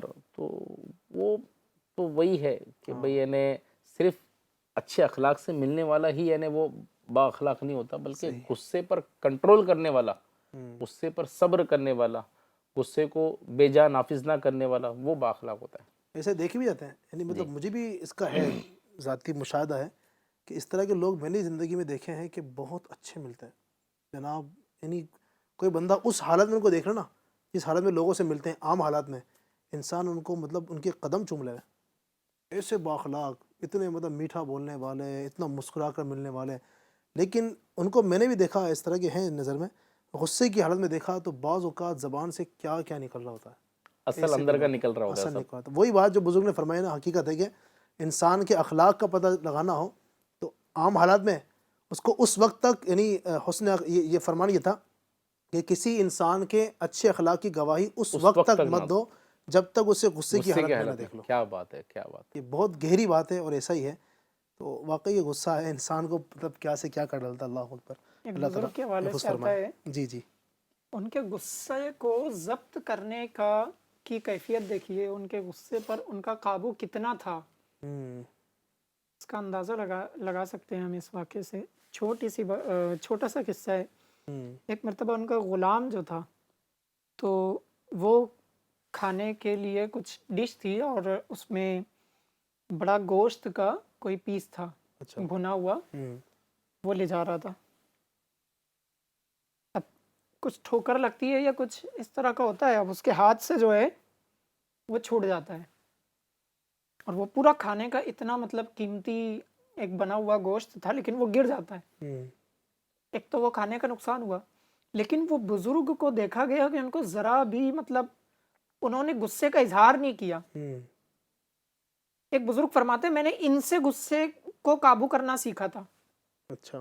ان کو دیکھ کر میں نے غصے کو اپنے قابو کرنا سیکھا تھا. وجہ کیا تھی, انہوں نے اس وقت غصے کا اظہار نہیں کیا. وہاں پر جو تھا وہ صرف گوشت کا گر کر کے ختم ہونا نہیں تھا کہ گوشت خراب ہو گیا اب کھانے کے لائق نہیں بچا, صرف اتنی بات نہیں تھی, بلکہ یہ تھا کہ وہ جو گوشت کا بنا ہوا حصہ گرا تھا وہاں پر انہی بزرگ کا نیچے چھوٹا بچہ سو رہا تھا اور وہ اس کے اوپر گرا, اور وہ گوشت کا ٹکڑا گرم ہونے اور اتنا وزنی ہونے کی وجہ سے ان کے بچے کا انتقال ہو گیا تھا. اللہ. لیکن وہ بزرگ فرماتے میں نے انہیں دیکھا کہ انہوں نے اپنے غصے کا اظہار نہیں فرمایا. میں نے ان سے غصے کو ضبط کرنے کا طریقہ کیا انداز تھا ہمارے بزرگوں کا. ہمارے بزرگوں سے ہمیں سیکھنے ملتا ہے. اللہ اکبر. اللہ اکبر. غصہ پینے کے کچھ فضائل بھی اگر بیان کیے جائیں جی, کیا ہے اس کے فضائل, غصہ پینے والوں کے لیے کچھ احادیث میں بھی. بخاری شریف میں ہے کہ ایک شخص نے پیارے آقا صلی اللہ علیہ وسلم کی بارگاہ میں عرض کی, یا رسول اللہ صلی اللہ علیہ وسلم مجھے کچھ وصیت ارشاد فرمائیے. تو پیارے آقا صلی اللہ علیہ وسلم نے ارشاد فرمایا غصہ مت کرو. ہاں کیا بات ہے. پھر دوبارہ وہی سوال کیا تو پیارے آقا صلی اللہ علیہ وسلم نے وہی جواب دیا غصہ مت کرو. بار بار پوچھتا رہا, پیارے آقا صلی اللہ علیہ وسلم نے ایک ہی جواب دیا کہ غصہ مت کرو. ایک اور حدیث میں ہے حضرت سیدنا ابو الدرداء رضی اللہ تعالیٰ عنہ کہتے ہیں میں نے پیارے آقا صلی اللہ علیہ وسلم کی بارگاہ میں عرض کی یا رسول اللہ صلی اللہ علیہ وسلم مجھے کوئی ایسا عمل بتائیے جس کی وجہ سے میں جنت میں داخل ہو جاؤں. سبحان اللہ. تو پیارے آقا صلی اللہ علیہ وسلم نے ارشاد فرمایا کہ غصہ نہ کرو تو تمہارے لیے جنت ہے. کیا بات ہے، کیا بات ہے، سبحان اللہ. تو غصہ نہ کرنے والے، غصے پر صبر کرنے والوں کے لیے جنت کی بشارت ہے. سبحان اللہ. اسی طرح کنز العمال میں ہے سرکار مدینہ صلی اللہ علیہ صلی اللہ وسلم علیہ وسلم. مکہ مکرمہ میں پیارے آقا صلی اللہ علیہ وسلم کا فرمان معظم ہے کہ جو غصہ پی جائے گا حالانکہ وہ نافذ کرنے پر قدرت رکھتا تھا تو اللہ تعالیٰ قیامت کے دن اس کے دل کو اپنی رضا سے معمور فرما دے گا. سبحان اللہ، سبحان اللہ. غصے کا ایک علاج یہ بھی ہے کہ بزرگان دین فرماتے ہیں کہ ہم یہ اس طریقے کی جو احادیث مبارکہ جو غصے پینے کی جو فضائل ہیں جی جی اس کو ہم اس پر غور و فکر کریں، اس کو سنیں. صحیح. پھر بزرگان دین کی سوانح زندگی، ان کی سوانح حیات جو ہے اس کو ہم دیکھیں کہ بزرگان دین کس طرح غصے پر صبر کرتے تھے. خود پیارے آقا صلی اللہ علیہ وسلم کی زندگی مبارک کے ایسے کئی واقعات ہیں صحیح کہ سرکار مدینہ صلی اللہ علیہ وسلم کے ساتھ لوگوں نے ایسی ایسی حرکتیں کی، ایسا انداز اپنایا کہ وہ غصہ دلانے والی باتیں تھی، لیکن پیارے آقا صلی اللہ علیہ وسلم نے بیجا کبھی غصے کا استعمال حضرت نہیں انس کے فرمایا. حوالے سے مجھے یاد آ رہا ہے، حضرت انس جو میرے آقا کے غلام غلام 10 سال خدمت کی ہے حضور کی، وہ خود کہتے ہیں میرے آقا کے حوالے سے، خود گواہی دیتے ہیں کہ میں نے پیارے آقا علیہ الصلوۃ والسلام کی جناب میں 10 سال گزارے، 10 سال خدمت کی، لیکن اس 10 سال کے عرصے میں کبھی بھی میرے حضور نے یہ نہیں فرمایا کہ انس تم نے یہ کام کیوں کیا اور یہ کام کیوں نہیں کیا. کیا بات ہے. سبحان اللہ. اور ایک واقعہ قبلہ شیخ طریقت امیر علیہ سنت نے ایک رسالہ لکھا ہے عفو درگزر کے فضائل، زبردست رسالہ. سبحان اللہ. وہ اس میں ایک واقعہ لکھا ہے کہ ایک بار ایک دیہاتی پیارے آقا صلی اللہ علیہ وسلم کی بارگاہ میں حاضر ہوتا ہے. اس وقت پیارے آقا صلی اللہ علیہ وسلم کے گردن مبارک پر ایک چادر تھی، نظرانی چادر، جس کے جو کونے تھے وہ کھردرے تھے.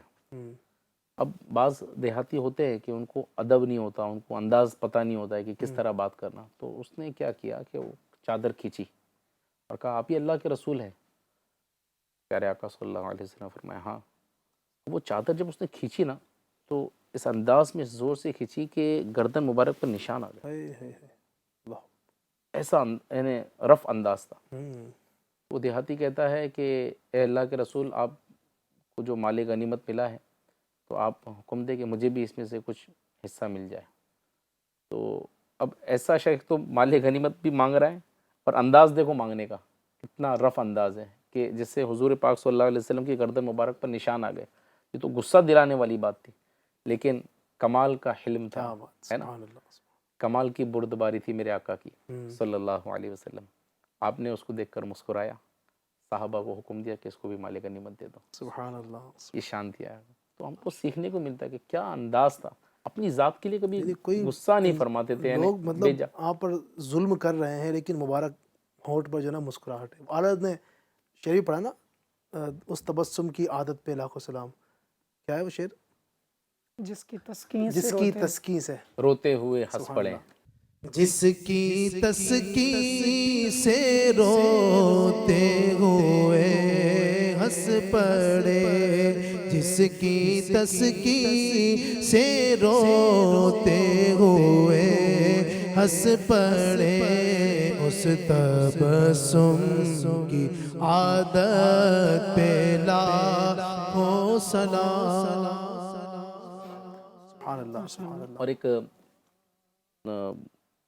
واقعہ کتابوں میں لکھا ہے، حضرت شیخ سعدی بوستان سعدی میں نقل کرتے ہیں ایک نیک سیرت شخص اپنی ذاتی دشمنوں کا ذکر بھی برائی سے نہ کرتا تھا. اچھا. جب بھی کسی کی بات چھڑتی اس کی زبان سے نیک کلمہ ہی نکلتا. تو اس کے مرنے کے بعد کسی نے اسے خواب میں دیکھ کر پوچھا ما فعل اللہ بک، اللہ تعالیٰ نے آپ کے ساتھ کیا معاملہ کیا؟ تو اس نے جواب دیا، اس کے ہونٹوں پر مسکراہٹ آ گئی اور وہ کہنے لگا کہ دنیا میں میری یہ کوشش ہوتی تھی کہ میری زبان سے کسی کے بارے میں کوئی بری بات نہ نکلے، کیا بات. नकीरैन ने मुझसे कोई सख्त सवाल नहीं किया और यूं मेरा मामला अच्छा हो गया। सुभान अल्लाह। यानी कैसा अंदाज होता था कि दुश्मनों का भी जो है ना वो दुश्मनों का जिक्र भी बुराई से नहीं करते थे। अब तो हमको बात बात पर गुस्सा आता है तो हम दुश्मन के अपनों को भी हम नहीं बख्शते। सही सही। अल्लाह पाक नसीब फरमाए इन बुजुर्गों की, अल्लाह करे कि सीरत से हमें दर्स मिले। नाज़रीन किराम, बहुत कुछ और सुनेंगे इंशाल्लाह, आप सहरी भी करते रहिए। आइए कलाम के कुछ 2-3 अशार सुन लेते हैं। सल्लल्लाहु अलैहि हबीब सल्लल्लाहु तआला अला मुहम्मद। बड़ा प्यारा कलाम है, कलाम रज़ा है। अल्लाह हम सबको शामिल होकर इसकी बरकतें हासिल करने की तौफीक अता फरमाए। उठा दो पर्दा, दिखा दो चेहरा, उठा दो पर्दा, दिखा दो चेहरा, के नूर बारी हिजाब में है। उठा दो पर्दा, दिखा दो चेहरा, के नूर बारी हिजाब में है। ज़माना तारिक हो रहा है, ज़माना तारिक हो रहा है, कि मेरे कब से नकाब में है। ज़माना तारिक हो रहा है, कि मेरे कब से नकाब में है। उन्हीं की बोमाये समन है, उन्हीं का जलवा चमन चमन है। उन्हीं की बोमाये समन है, उन्हीं का जलवा चमन चमन है। उन्हीं से गुलशन महक रहे हैं, उन्हीं से गुलशन महक रहे हैं। उन्हीं की रंगत गुलाब में है, उन्हीं से गुलशन महक रहे हैं। उन्हीं की रंगत गुलाब में है। उठा दो पर्दा, दिखा दो चेहरा, के नूर बारी हिजाब में है। खड़े हैं मुल्कर नकीर सर पर, न कोई हामी न कोई आवर। खड़े हैं मुल्कर नकीर सर पर, न कोई हामी न कोई आवर। बता दो आकर मेरे पैगंबर, बता दो आकर मेरे पैगंबर, के सख्त मुश्किल जवाब में है। बता दो आकर मेरे पैगंबर, के सख्त मुश्किल जवाब में है। उठा दो पर्दा, दिखा दो चेहरा, के नूर बारी हिजाब में है। खुदा क़हार है, गज़ब पर खुले हैं बदकारियों के दफ्तर। खुदा क़हार है, गज़ब पर खुले हैं बदकारियों के दफ्तर। बचा लो आकर शफ़ीए महशर, बचा लो आकर शफ़ीए महशर। तुम्हारा बंदा अज़ाब में है, बचा लो आकर शफ़ीए महशर। तुम्हारा बंदा अज़ाब में है। उठा दो पर्दा, दिखा दो चेहरा, के नूर बारी हिजाब में है। करीम अपने کرم کا صدقہ لئیم بے قدر کو نہ شرما کریم اپنے کرم کا صدقہ لئیم بے قدر کو نہ شرما تو اور رضا سے حساب لینا تو اور رضا سے حساب لینا رضا بھی کوئی حساب میں ہے تو اور رضا سے حساب لینا رضا بھی کوئی حساب میں ہے اٹھا دو پردہ دکھا دو چہرہ کہ نور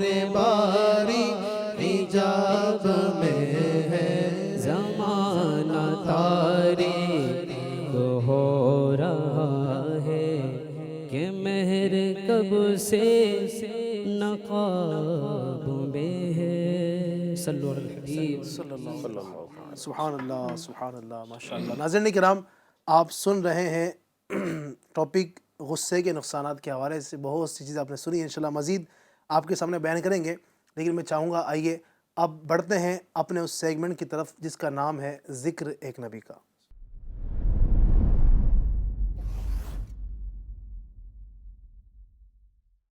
صلو علی الحبیب صلی اللہ تعالی علی محمد صلی اللہ تعالی علیہ وسلم۔ ناظرین، ایک بار پھر پروگرام نور سحر کا بہت ہی پیارا سیگمنٹ ذکر ایک نبی کا لے کر حاضر ہوئے ہیں۔ اس میں ہم کسی ایک اللہ کے نبی علیہ السلام کا تذکرہ خیر کرتے ہیں۔ آج بھی بہت ہی پیارے اللہ کے نبی علیہ السلام کا ذکر کریں گے، ان کا نام ہے حضرت دانیال علیہ السلام۔ سبحان اللہ، سبحان اللہ، کیسے اللہ کے نبی ہیں، اللہ رب العزت نے کیا کیا اوصاف آپ کو عطا فرمائے، اور نبی اکرم صلی اللہ علیہ وسلم نے بھی اپنی احادیث میں آپ کا تذکرہ خیر کیا۔ آئیے کچھ آپ کے حوالے سے سننے کی کوشش کرتے ہیں۔ ناظرین، آپ علیہ السلام یعنی جناب حضرت دانیال علیہ السلام بنی اسرائیل کے نبیوں میں سے ہیں۔ جب بخت نصر نے حملہ کر کے بنی اسرائیل کو قید کیا تو آپ علیہ السلام بھی قید ہونے والوں میں شامل تھے۔ آپ کی تبلیغ و نصیحت سے بنی اسرائیل اپنی بدعمالی سے تائب ہوئے تو اللہ پاک نے بنی اسرائیل کو دوبارہ غلبہ عطا فرمایا۔ قرآن کریم میں آپ کا صراحت کے ساتھ وہ تذکرہ موجود نہیں ہے، البتہ احادیث اور آثار وغیرہ میں آپ کا مختصر ذکر خیر ملتا ہے۔ آئیے آپ کو کچھ تعارف سنتے ہیں۔ آپ علیہ السلام کا نام ہے دانیال۔ ولادت، جس علاقے میں حضرت دانیال علیہ السلام کی ولادت ہوئی، اس کے بادشاہ کو نجومیوں نے بتایا، آج کی رات تیری سلطنت میں فلاں فلاں اوصاف والا ایک بچہ پیدا ہوگا جو تیری سلطنت کو تباہ و برباد کر دے گا۔ یہ سن کر بادشاہ نے قسم کھائی کہ وہ آج کی رات پیدا ہونے والے ہر بچے کو قتل کر دے گا۔ جب حضرت دانیال علیہ السلام کی ولادت ہوئی تو بادشاہ کے سپاہیوں نے آپ علیہ السلام کو پکڑ کر شیر کی کچھار میں ڈال دیا، لیکن قدرت الہی سے شیروں نے آپ علیہ السلام کو کچھ بھی نہ کہا، بلکہ شیر اور شیرنی آپ علیہ السلام کے قدموں میں بیٹھ کر آپ کے مبارک تلوے چاٹنے لگے۔ اللہ اکبر۔ آپ علیہ السلام کی والدہ ماجدہ گھبرائی اور آپ کو ایک خوف لاحق ہوا تو پاس آئیں اور دیکھا کہ شیر اور شیرنی میرے بچے کے تلوے چاٹ رہے ہیں۔ تو یہ دیکھ کر آپ علیہ السلام کی والدہ مطمئن اور پرسکون ہو گئی۔ یوں اللہ تبارک و تعالیٰ نے آپ علیہ السلام کو قتل ہونے سے بچا لیا، یہاں تک کہ آپ علیہ السلام جوانی کی عمر میں پہنچ گئے۔ آپ علیہ السلام کے پاس ایک انگوٹھی تھی جس کے نگینے پر 2 شیروں کی تصویریں تھیں۔ درمیان میں ایک شخص تھے جن کے تلوے شیر چاٹ رہے تھے۔ حضرت ابو موسیٰ اشعری رضی اللہ تعالی عنہ نے جب تستر شہر فتح کیا تو وہاں سے آپ کو یہ انگوٹھی ملی۔ اس کے بارے میں وہاں کے اہل علم سے پوچھا تو انہوں نے کہا، اس انگوٹھی کے نگینے پر اللہ پاک نے حضرت دانیال علیہ السلام اور ان کے تلوے چاٹنے والے 2 شیروں کی صورت نقش فرما دی تھی تاکہ اللہ تعالیٰ کا یہ انعام ہمیشہ حضرت دانیال علیہ السلام کے پیش نظر رہے۔ سبحان اللہ، سبحان اللہ۔ اللہ تبارک و تعالیٰ نے آپ کو بڑی فضیلت عطا فرمائی، اور بھی آپ کے حوالے سے بہت ساری چیزیں کتابوں کے اندر ملتی ہے. حضور نبی اکرم صلی اللہ علیہ وسلم نے بھی اپنی حدیثوں میں آپ کا تذکرہ کیا ہے. جیسا کہ مسلم شریف کی حدیث میں ہے، حضرت معاویہ بن حکم رضی اللہ تعالیٰ عنہ نے عرض کی، ہم میں سے بعض لوگ خط کھینچتے ہیں، یعنی علم رمل کے طریقے سے خطوط کھینچ کر غیبی خبریں معلوم کرتے ہیں. ان کا یہ عمل اسلامی شریعت کی روح سے جائز ہے یا نہیں؟ یہ سوال کیا. تو میرے آقا نے فرمایا، انبیاء کرام علیہم والسلام میں سے ایک خط کھینچتے تھے تو جس کی لکیر ان کے خط کے موافق ہو وہ درست ہے. اس حدیث پاک میں جس نبی علیہ السلام کا ذکر ہے، ان سے متعلق شارحین کا ایک قول یہ ہے کہ ان سے مراد حضرت ادریس علیہ السلام ہے، اور ایک قول یہ ہے کہ ان سے مراد حضرت دانیال علیہ السلام ہے.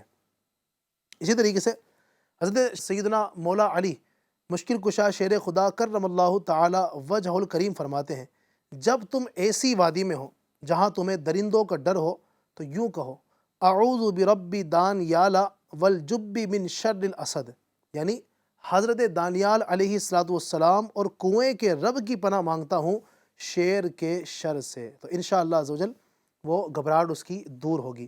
تو یہ حضرت سیدنا دانیال علیہ السلام کے حوالے سے کچھ میں نے مختصر باتیں عرض کی. ظاہری بات ہے ہمارا سیگمنٹ ایک مختصر وقت کے لیے ہوا کرتا ہے، تو امید ہے انشاءاللہ آپ نے بہت کچھ سیکھنے اور سمجھنے کا اس میں اپنے لیے لیا ہوگا. اللہ تبارک و تعالی ہمیں تمام انبیاء کرام علیہم السلام کے فیض و برکات سے مستفیض و مالا مال فرمائے.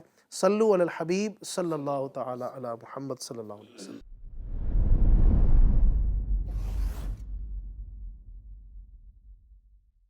صلو علی الحبیب صلی اللہ تعالی علی محمد صلی اللہ علیہ وسلم. ناظرین، آپ نے آج بھی ایک اللہ کے نبی علیہ السلام کے حوالے سے معلومات حاصل کی. اسی طرح روزانہ کی بنیاد پر ہم کوشش کریں گے کہ انشاءاللہ کسی نہ کسی ایک اللہ کے نبی علیہ السلام کے حوالے سے آپ تک معلومات پہنچائیں. ناظرین کرام، پروگرام چل رہا ہے ہمارا اور ٹاپک ہے آج کا غصے کے نقصانات. غصے کی وجہ سے کیا کیا نقصانات ہوتے ہیں اور کیا کیا خرابیاں اس سے ہوتی ہے. اچھا، بہت ساری باتیں تو چونکہ ہم سن چکے ہیں. اب میں چاہوں گا آخر میں کہ رضوان بھائی اگر اس طرف بھی ہماری آپ رہنمائی کریں کہ غصہ تو ٹھیک ہے آ گیا، اب غصے کے بعد ہمیں غصے کا کوئی علاج مل جائے. اچھا، بعض اوقات غصے کے جو انسان کو آتا ہے نا، سامنے والے کو مطلب کیا جواب دے، وہ اس حوالے سے کیا فرمائیں گے؟ غصہ جب بھی آ جائے تو اس وقت تھوڑی دیر یعنی رک جانا چاہیے، خاموش ہو جانا چاہیے اور غور و فکر کرنا چاہیے کہ اب اگر میں نے غصے کو نافذ کر دیا، کسی پہ غصہ کر دیا یا کوئی بات مجھے ہرٹ ہوئی، مجھے تکلیف پہنچی، تو اس پر میں نے کوئی ریئیکٹ کیا، جوابی کارروائی کی، تو اس کا نتیجہ کیا ہوگا، اس کے نقصانات مجھے کیا اٹھانے پڑیں گے. سب سے بہترین علاج غصے کا خاموشی اختیار کرنا ہے. صحیح. وہ ہے نا کہ ایک چپ 100 سکھ. سبحان اللہ. چاہے ساس کی طرف سے کوئی بات ہو جائے، چاہے شوہر کی طرف سے ہو جائے، چاہے سیٹ کی طرف سے ہو جائے، چاہے بھائی کی طرف سے ہو جائے، خاندان کے کسی فرد کی طرف سے ہو جائے، ایون دوست کی طرف سے ہو جائے، پڑوسی والوں کی طرف سے ہو جائے، جن کے ساتھ اٹھنا بیٹھنا ہے، اگر کوئی بھی بات ایسی ہم کو ہرٹ کرتی ہے نا، تو فوراً ریئیکٹ نہ کریں، جوابی کارروائی نہ کریں. جوابی کارروائی کرنا یہ پیارے آقا صلی اللہ علیہ وسلم کو پسند نہیں ہے. ایک واقعہ کتابوں میں لکھا ہے، مسند امام احمد میں ہے کہ کسی شخص نے سرکار مدینہ صلی اللہ علیہ وسلم کی موجودگی میں حضرت سیدنا ابو بکر صدیق رضی اللہ تعالیٰ عنہ کو برا بلا کہا، اور جب اس نے اس کلام میں زیادتی کی تو حضرت ابو بکر صدیق رضی اللہ تعالیٰ عنہ نے اس کی بعض باتوں کا جواب دیا.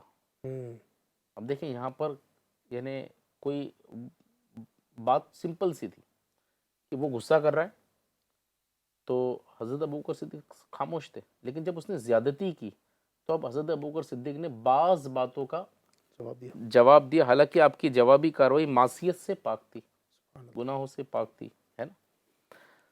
تو جب حضرت ابو بکر صدیق اس کو جواب دینے لگے تو پیارے آقا صلی اللہ علیہ وسلم وہاں سے اٹھ گئے. حضرت ابو بکر صدیق رضی اللہ تعالیٰ عنہ پیارے آقا صلی اللہ علیہ وسلم کے پیچھے پہنچے، عرض کی یا رسول اللہ صلی اللہ علیہ وسلم وہ مجھے برا کہتا رہا، آپ تشریف فرما رہے. جب میں نے اس کی بات کا جواب دیا تو آپ اٹھ گئے. تو حضور پاک صاحب الاولاق صلی اللہ علیہ وسلم نے ارشاد فرمایا تیرے ساتھ فرشتہ تھا جو اس کا جواب دے رہا تھا. پھر جب تو نے خود اسے جواب دینا شروع کر دیا شیطان درمیان میں آ کھودا. تو جب دیکھیں یہاں کتنی زبردست تربیت ہے کہ جو بندہ خاموش رہتا ہے نا فرشتہ اس کی طرف سے جواب دیتا ہے، اور جب بندہ بولنے لگتا ہے تو شیطان اس کے ساتھ ہو جاتا ہے، شیطان درمیان میں آ جاتا ہے. اور جب بعد میں بندہ بولنا شروع کرتا ہے نا تو اب ظاہر سی بات ہے ادھر سے وہ بول رہا ہے ادھر سے یہ بول رہا ہے تو اب بات تو بڑھنی ہے نا. اور جب بات بڑھتی ہے تو پھر کیا ہو جاتا ہے.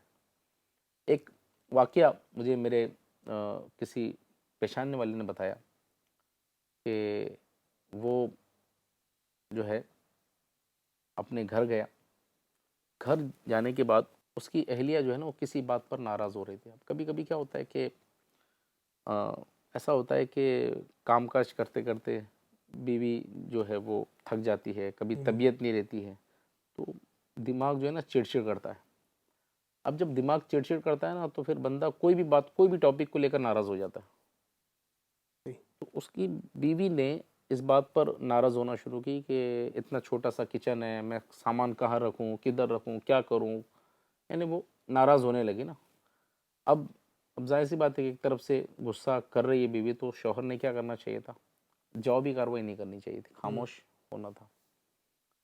تو اس نے اب شوہر نے کیا جوابی کارروائی کی. بھئی تو کوئی اتنا ہی بڑا کچن کا شوق ہے تو تیرے ابا کو بولتا، آپ کے ابا کو بولتے وہ آپ کو بڑا گھر دلا دیتے. تو اب بیوی بھی خاموش کہاں رہی. دیکھیں خاموش نہ ہونے کے نقصانات. بالکل. بیوی نے کہا کہ میرے ابا نے تو میرے کو بہت کچھ دیا، میرے ابا نے میرے کو کپڑے دیے، یہ دیے وہ دیے. تو اب شوہر کو غصہ آیا، بولا اچھا تمہارے ابا نے سب کپڑے دیے نا، سارے کپڑے تجوری سے نکالا اس کو آگ لگا دی. میاں بیوی میں خوب غصہ ہوا، لڑائی جھگڑے ہوئے اور پورا دن ڈسٹرب رہا، فیملی ڈسٹرب ہو گئی اور جو مال کا نقصان ہوا وہ الگ. یہ اس کی وجہ کیا بنی؟ جوابی کارروائی. تو اگر بندہ خاموش رہے نا، کوئی غصہ کر رہا ہے نا، اگر سے اس کا غصہ غلط ہے ایکسیپٹ، وہ غلط بات پہ غصہ کر رہا ہے. بعض اوقات ہم جو ہے نا وہ اس کو ہے نا ہم بھی ریئیکٹ کر رہے ہوتے ہیں، ہم بھی اس کو جواب دے رہے ہوتے ہیں کہ تم غلط ہے، نہیں میرا ایسا نہیں ہے، نہیں ویسا نہیں ہے، نہیں تم غلط بول رہے ہو، تم ایسا تم یعنی ایک دوسرے کو جب آدمی بولتا رہتا ہے تو وہاں پہ شیطان آ جاتا ہے. صحیح ہے نا. اور پھر نتیجہ کیا نکلتا ہے، جب بھی جوابی کارروائی ہوگی شیطان آئے گا. اور شیطان آئے گا تو کیا ہوگا کہ معاملات بگڑیں گے. اب دیکھیں شیخ طریقت امیر علیہ سنت نے ہماری تربیت کتنی زبردست کی کہ کوئی ہم کو برا بھلا کہے نا ہم نے خاموشی اختیار کرنی ہے اور دین کے کام کی طرف توجہ دلانی ہے. جی آپ امیر علیہ سنت کے اپنے کردار کو دیکھیں، آپ کو بھی کتنا ستایا گیا، لوگوں نے کیا کچھ نہیں بولا، گالیوں بھرے پیغامات آپ کے پاس آئے، لوگوں نے اشتہارات چھپائے، کتابیں لکھی گئی آپ کے خلاف، لیکن جوابی کارروائی کچھ نہیں آپ کی طرف جوابی کارروائی کچھ بھی نہیں. اور آج اس کی برکت کیا ہے کہ پوری ماشاءاللہ دین کا پیغام کہاں کہاں پہنچ گیا. سبحان اللہ. تو یہ برکتیں ہوتی ہے. گھر امن کا گہوارہ بن جائے گا، سکون کا گہوارہ بن جائے گا اگر ہم جوابی کارروائی نہ کریں. تو غصہ جب بھی آئے تو ایک تو اس پر سامنے والے نے جو ہے وہ خاموشی اختیار کرنی چاہیے، اور جس کو بھی غصہ آ رہا ہے نا وہ یہ سوچیں کہ اگر میں یہ غصہ نافذ کر دیتا ہوں یا اپنا غصے کا اظہار کر دیتا ہوں تو اس کا نتیجہ کیا نکلے گا، اس کا امپیکٹ میری لائف پہ کیا ہوگا. اچھا اور بھی بہت سارے علاج ہیں. ایک تو یہ سوچنا. آگے بڑھنے سے پہلے مجھے اعلیٰ حضرت کا بھی ایک یاد آیا واقعہ. ظاہر بات ہے اتنی ساری باتیں کر رہے بزرگان دین کا تو اعلیٰ تذکرہ حضرت چل کو رہا ہے. اعلیٰ حضرت کو کیسے بول سکتے ہیں. جی تو اعلیٰ حضرت کے حوالے سے ایک اس طرح کا واقعہ بیان کیا جاتا ہے کہ سیدی اعلیٰ حضرت رحمۃ اللہ علیہ کی بارگاہ میں کچھ خط آیا کرتے تھے. تو کئی سارے ایسے خط آئے کہ جس میں آپ کی برائیاں لوگوں نے کی تھی، گالیاں لکھ کر دی تھی اور اس طریقے سے. تو اب وہ جو آپ کے ماننے والے تھے، چاہنے والے تھے، مریدین معتقدین تھے، انہوں نے جب یہ خط پڑھے نا تو ان کو غصہ آیا، کہا کہ ان کو ہم جواب دیں گے. اعلیٰ حضرت تو اعلیٰ حضرت ہے، تو اعلیٰ حضرت رحمۃ اللہ نے فرمایا کہ رکو، ان کو جواب دینے سے پہلے، ان کے خلاف کوئی کارروائی کرنے سے پہلے ان کو جا کر تحفے دے کر کے آؤ جو میری تعریفیں کرتے ہیں. سبحان اللہ. کتنا پہلے پیارا ان میں انداز. جاگیریں تقسیم کر دو ہاں، جاگیریں جو تقسیم میرے کر دو. تعریفی کلمات لکھتے ہیں، اللہ اکبر. پھر ان کے خلاف مقدمے دائر کرنا. ہماری بزرگان دین کی سیرت میں یہ چیز ہے، جوابی کاروائی نہیں کیا کرتے تھے. صحیح. تو ایک تو یہ ہے کہ ہم جوابی کاروائی نہ کریں، خاموش رہیں. دوسرا، اگر ہم جوابی کاروائی کریں گے تو اس کا نتیجہ کیا ہوگا، نقصان کیا کیا اٹھانے پڑیں گے، اس پر ہم غور کریں. تیسرا یہ ہے کہ کھڑے ہیں نا تو بیٹھ جائے، وضو کر لے.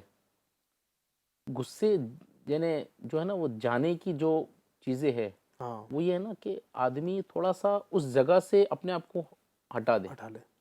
بعض اوقات کیا ہوتا ہے کہ آدمی اسی جگہ پڑا رہتا ہے اور بات چل رہی ہوتی ہے. اب وہ جو چلا رہا ہے نا، جو غصہ ہو رہا ہے، تو اس کو ٹھنڈا کرنے کے طریقے بہت سارے ہیں نا. وہ ہے کہ قرآن پاک کی آیت بھی ہے کہ برائی کو بھلائی سے ٹال. اے سننے والے، جبھی تو ایسا ہو جائے گا جیسے گہرے دوست. ہے نا. ایک واقعہ کہ ایک شخص جو ہے وہ کچھ فروٹ کچھ سامان وغیرہ بیچتا تھا. تو ایک بوڑھی خاتون آئی کچھ سامان لینے کے لیے. کچھ کسی بات پر وہ ناراض ہو گئی اور ناراض ہو کر اس شخص کو جو ہے وہ مبلغ کو برا بھلا کہنے لگی ہیں، تم ایسے ہے، تم ویسے ہے، تم ویسے. تو یہ جو تھا نا، یہ دیوانہ تھا. یہ کہنے لگا، اماں اللہ آپ کو حج نصیب کرے، ماں آپ کو جو ہے اللہ پاک بار بار مدینہ دکھائے، ماں آپ غصہ نہ کریں، اللہ پاک آپ کو، آپ کے بچوں کو سلامت ہے. وہ دعائیں دے رہا ہے، وہ دعائیں دے رہا ہے. یہ ادھر سے ناراض ہو رہی ہے، وہ ادھر سے دعائیں دے رہا ہے نا.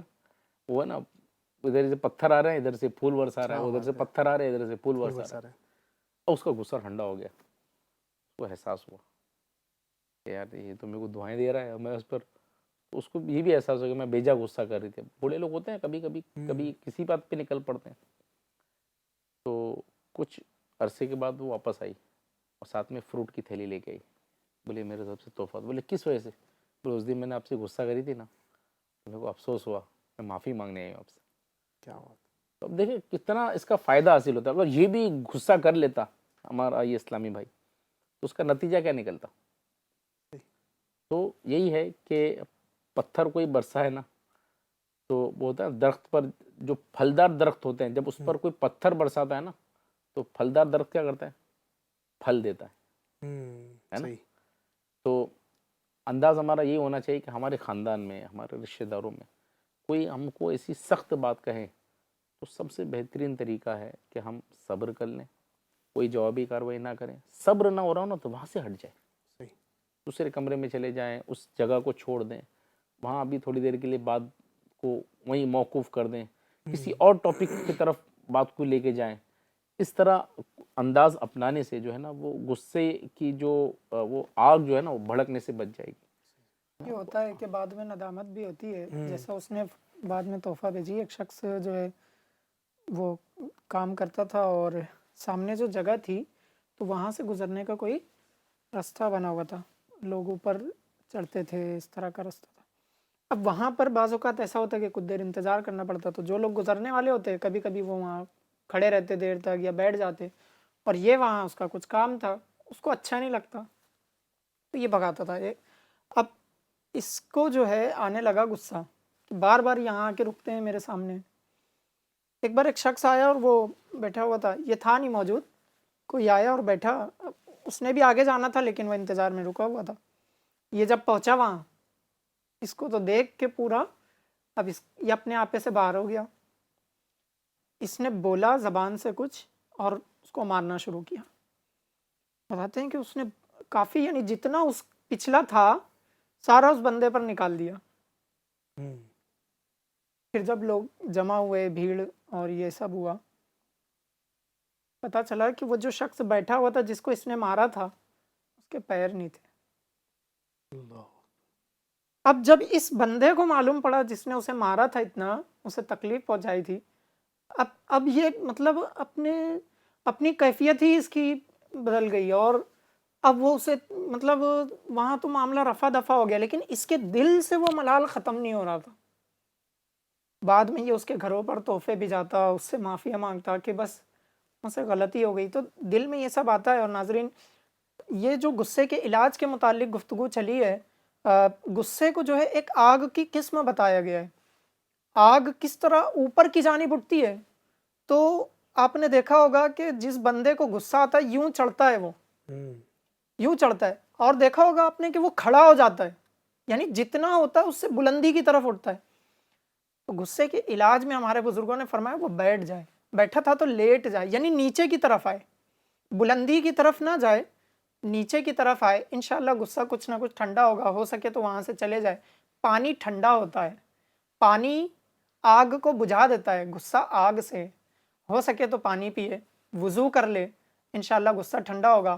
اور ہو سکے تو ایک بہت خوبصورت سا علاج، ہمارے بزرگوں کو یاد کیجئے، ہمارے بزرگوں کی حکایتوں کو یاد کیجئے، اور بزرگوں کے بزرگ ہمارے آقا و مولا نبی پاک صلی اللہ تعالیٰ علیہ وسلم کے تصور کو اپنے ذہن میں لائے. انشاءاللہ غصہ ٹھنڈا ہوگا. اور کسی نے ایک بہت خوبصورت علاج یہ بھی بتایا تھا کہ ہمیں اگر غصہ کبھی آ جائے تو اس وقت ہم آئینہ دیکھ لیں. ایک بہت خوبصورت علاج. جس بندے کو غصہ آتا ہے علی بھائی، اس کا چہرہ تبدیل ہو جاتا ہے نا، نسیں پھول جاتی ہے، اور مطلب گلے کی رگیں، شریانے، یہ سب مطلب موٹے ہو جاتے ہیں، چہرہ عجیب کیفیت میں آ جاتا ہے، آنکھیں جو ہے انگار برسا رہی ہوتی ہے. تو کسی نے بہت خوبصورت علاج بتایا، آدمی اس وقت اپنے آپ کو دیکھ لے، اپنے آپ کو دیکھے، آئینہ دیکھے. صحیح. انشاءاللہ اس سے بھی فرق پڑے گا اور غصے کا علاج ہوگا. اعوذ باللہ پڑھے، لا حول ولا قوت الا باللہ پڑھے، اللہ تبارک و تعالیٰ کی شیطان سے پناہ مانگے، انشاءاللہ غصہ ٹھنڈا ہوگا. جی ناظرین کرام، واقعی ایسا ہی ہے. اور وہ ایک بڑا پیارا شعر بھی ہے فلاح و کامرانی نرمی و آسانی میں، ہر بنا کام بگڑ جاتا ہے نادانی میں. تو انسان جب غصے میں آتا ہے، نادانی کی کیفیت میں آتا ہے، تو بہت کچھ بگاڑ کر رکھ دیتا ہے. اس لیے ناظرین کرام، بہت ساری باتیں ہیں. اب ظاہر ہے صرف باتیں تو نہیں کرنی ہے نا، باتیں کرنے کو تو بہت ساری ہیں. ہم بھی باتیں کر رہے ہیں، آپ بھی بہت ساری باتیں کرتے ہیں. اصل یہ ہے کہ باتوں پر عمل ہو جائے. کاش میں بھی باتیں کر رہا ہوں بہت ساری. اب ظاہر ہے مجھے جب غصہ آئے گا تو اس وقت پتہ لگے گا کہ میں نے اتنی ساری باتیں کی ہیں، تو میں بھی کنٹرول کر رہا ہوں نہیں کر رہا ہوں. تو واقعی انسان کا غصہ ہے نا، انسان کو چاہیے کہ اس پہ کنٹرول کرے. انشاءاللہ بڑی برکتیں نصیب ہوں گی، بہت سارے نقصانات ہمارے انشاءاللہ ختم ہوں گے. معاشرے کے اندر جو جھگڑے ہیں، امید کرتا ہوں کہ اگر یہ غصے کی ہماری کیفیت صحیح ہو جائے نا انشاءاللہ عز و جل، یہ گھروں کے جھگڑے، میاں بیوی کے جھگڑے، ساس بہو کے جھگڑے، بچوں کے آپس کے جھگڑے ہیں، بڑوں کے آپس کے جھگڑے ہیں، رشتہ داروں کے جھگڑے ہیں، پڑوسی کے جھگڑے ہیں، غصہ اگر ہمارا ٹھیک ہو گیا انشاءاللہ یہ سب ختم ہو جائے گا. لیکن ہاں، آپ کو آخر میں یہ بتاتا چلوں کہ بعض جگہ غصہ کرنا ضروری ہوتا ہے. جی ہاں، بعض جگہ غصہ کرنا ضروری بھی ہوتا ہے. وہ کہاں؟ مثال کے طور پر آپ کے گھر میں آپ کا بچہ ہے، نمازیں نہیں پڑھ رہا ہے، جبکہ بالغ ہو چکا ہے، اس کی عمر ہو چکی ہے، نمازیں نہیں پڑھ رہا ہے، نمازوں پر نمازیں چھوڑتا چلا جا رہا ہے. آپ کے گھر کے اندر آپ کی بیوی بچے جو ہیں وہ فلمیں ڈرامے دیکھ رہے ہیں، گانے باجے سن رہے ہیں، اور اس وقت آپ کو غصہ نہ آئے، تو پھر اس پر بھی غصہ آنا چاہیے. تو یہ جو ہے نا، اس وقت ہمیں غصہ آنا چاہیے، لیکن سمجھائیں گے تب بھی نرمی سے ہی انشاءاللہ عز و جل. دین کے خلاف، شریعت کے خلاف کوئی کام ہو رہا ہو جی جی جی تو اس وقت غصہ آنا چاہیے. جی جی. اور ایک روحانی علاج میں بتانا رہ گیا آپ کو غصے کو کنٹرول کرنے کے لیے، کہ جس کو غصہ بہت آتا ہو نا، اور وہ غصہ کسی گناہ پر اس کو ابھارتا ہو، تو اس کے لیے علاج بزرگان دین نے بتایا کہ وہ روزانہ 21 بار بسم اللہ الرحمن الرحیم پڑھیں، اور پڑھ کر پانی پہ دم کر کے پئیں. جی جی. اسی طرح چلتے پھرتے یا اللہ یا رحمان یا رحیم، یا اللہ یا رحمان یا رحیم، یہ پڑھتے رہے. اچھا، گھر میں کوئی ایسا شخص ہے کہ جس کو غصہ بہت آتا ہے، اب وہ عمل نہیں کر سکتا، تو گھر کے لوگ اس طرح کریں، یا ودودو ایک بار گلاس پہ دم کر لیں، اور گلاس پہ دم کر کے اس میں اس کو پانی پلاتے رہیں. تو اس طرح جو روحانی عملیات کرتے رہیں گے انشاءاللہ، اللہ نے چاہا تو اس سے جو ہے نا وہ غصہ دور ہو جائے گا. اور ایک آخری بات میں اس کا ایک بڑی خوبصورت بات ہے کہ چھوٹی مصیبت پر صبر کر لو، بڑی مصیبت سے بچ جاؤ گے. سبحان اللہ. غصہ جب بھی آئے نا تو یہ ایک تکلیف ہے نا، ایک سمجھو چھوٹی سی تکلیف ہے.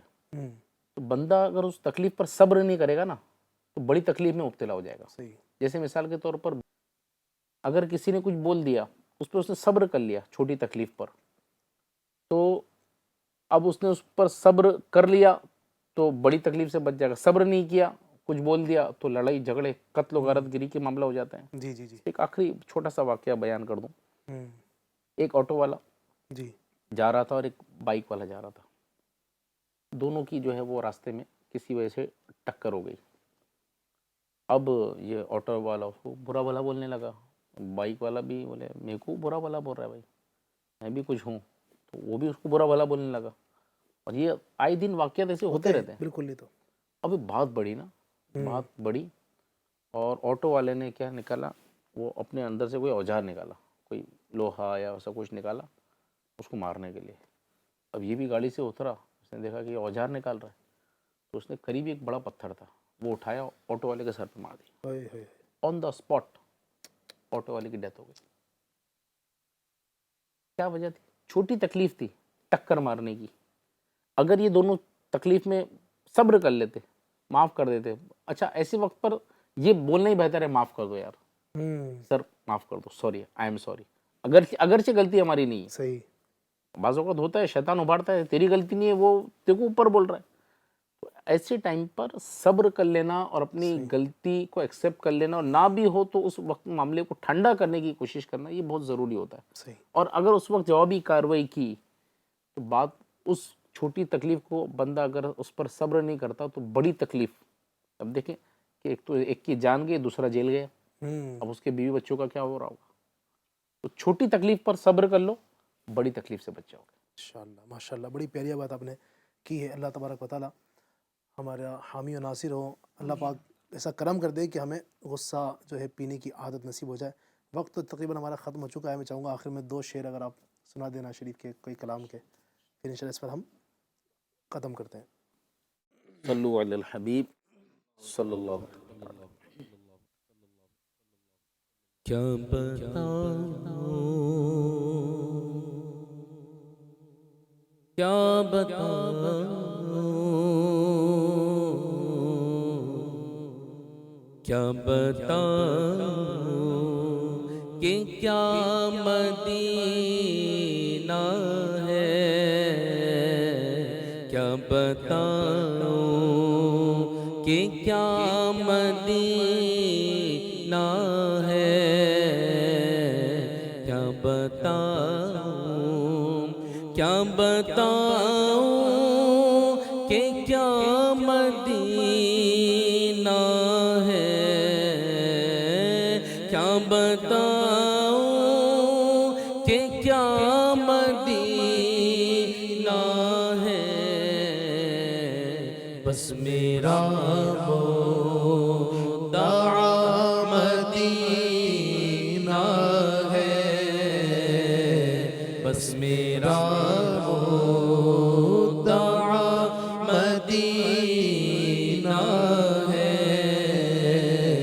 کیا بتاؤں کہ کیا مدینہ ہے، کیا بتاؤں. اٹھ کے جاؤں کہاں مدینے سے، اٹھ کے جاؤں کہاں مدینے سے. کیا کوئی دوسرا مدینہ ہے، کیا کوئی دوسرا مدینہ ہے، کیا بتاؤں. اس کی آنکھوں کا نور تو دیکھو، اس کی آنکھوں کا نور تو دیکھو، جس کا دیکھا ہوا مدینہ ہے، جس کا دیکھا ہوا مدینہ ہے. کیا مدینہ ہے کیا بتاؤں. سبحان اللہ سبحان اللہ سبحان اللہ. ناظرین کرام، ہمارے اس پروگرام کا وقت ختم ہوا. اگر ابھی آپ کے یہاں پر سحری کا وقت ہے تو آپ مزید سحری کر سکتے ہیں. تو سحری کے وقت کا بھی خیال رکھیے گا. انشاءاللہ کل پھر ایک نئے ٹاپک کے ساتھ ملاقات ہوگی. جی ہاں، تو آج کا پیغام بھی یاد رکھیے گا. انشاءاللہ کسی پر بھی بیجا غصہ نہیں کریں گے. انشاءاللہ سب کو معاف کرنا اختیار کر لیجیے. اللہ نے چاہا تو اس کی آپ کو ڈھیروں بھلائیاں برکت نصیب ہوں گی اور آپ کو اپنی زندگی میں سکون بھی نصیب ہوگا انشاءاللہ. اللہ پاک ہم سب کو دونوں جہان کی بھلائیاں نصیب فرمائے. ہم سب کی بے حساب مغفرت فرمائے. آمین بجاہ النبی الامین صلی اللہ علیہ وسلم. صلو علی الحبیب صلی اللہ تعالی علی محمد صلی اللہ تعالی. میرا رحمت مغفرت دوزخ سے آزادی کا سائل ہوں. ماہ رمضان کے صدقے میں فرما دے کرم مولا.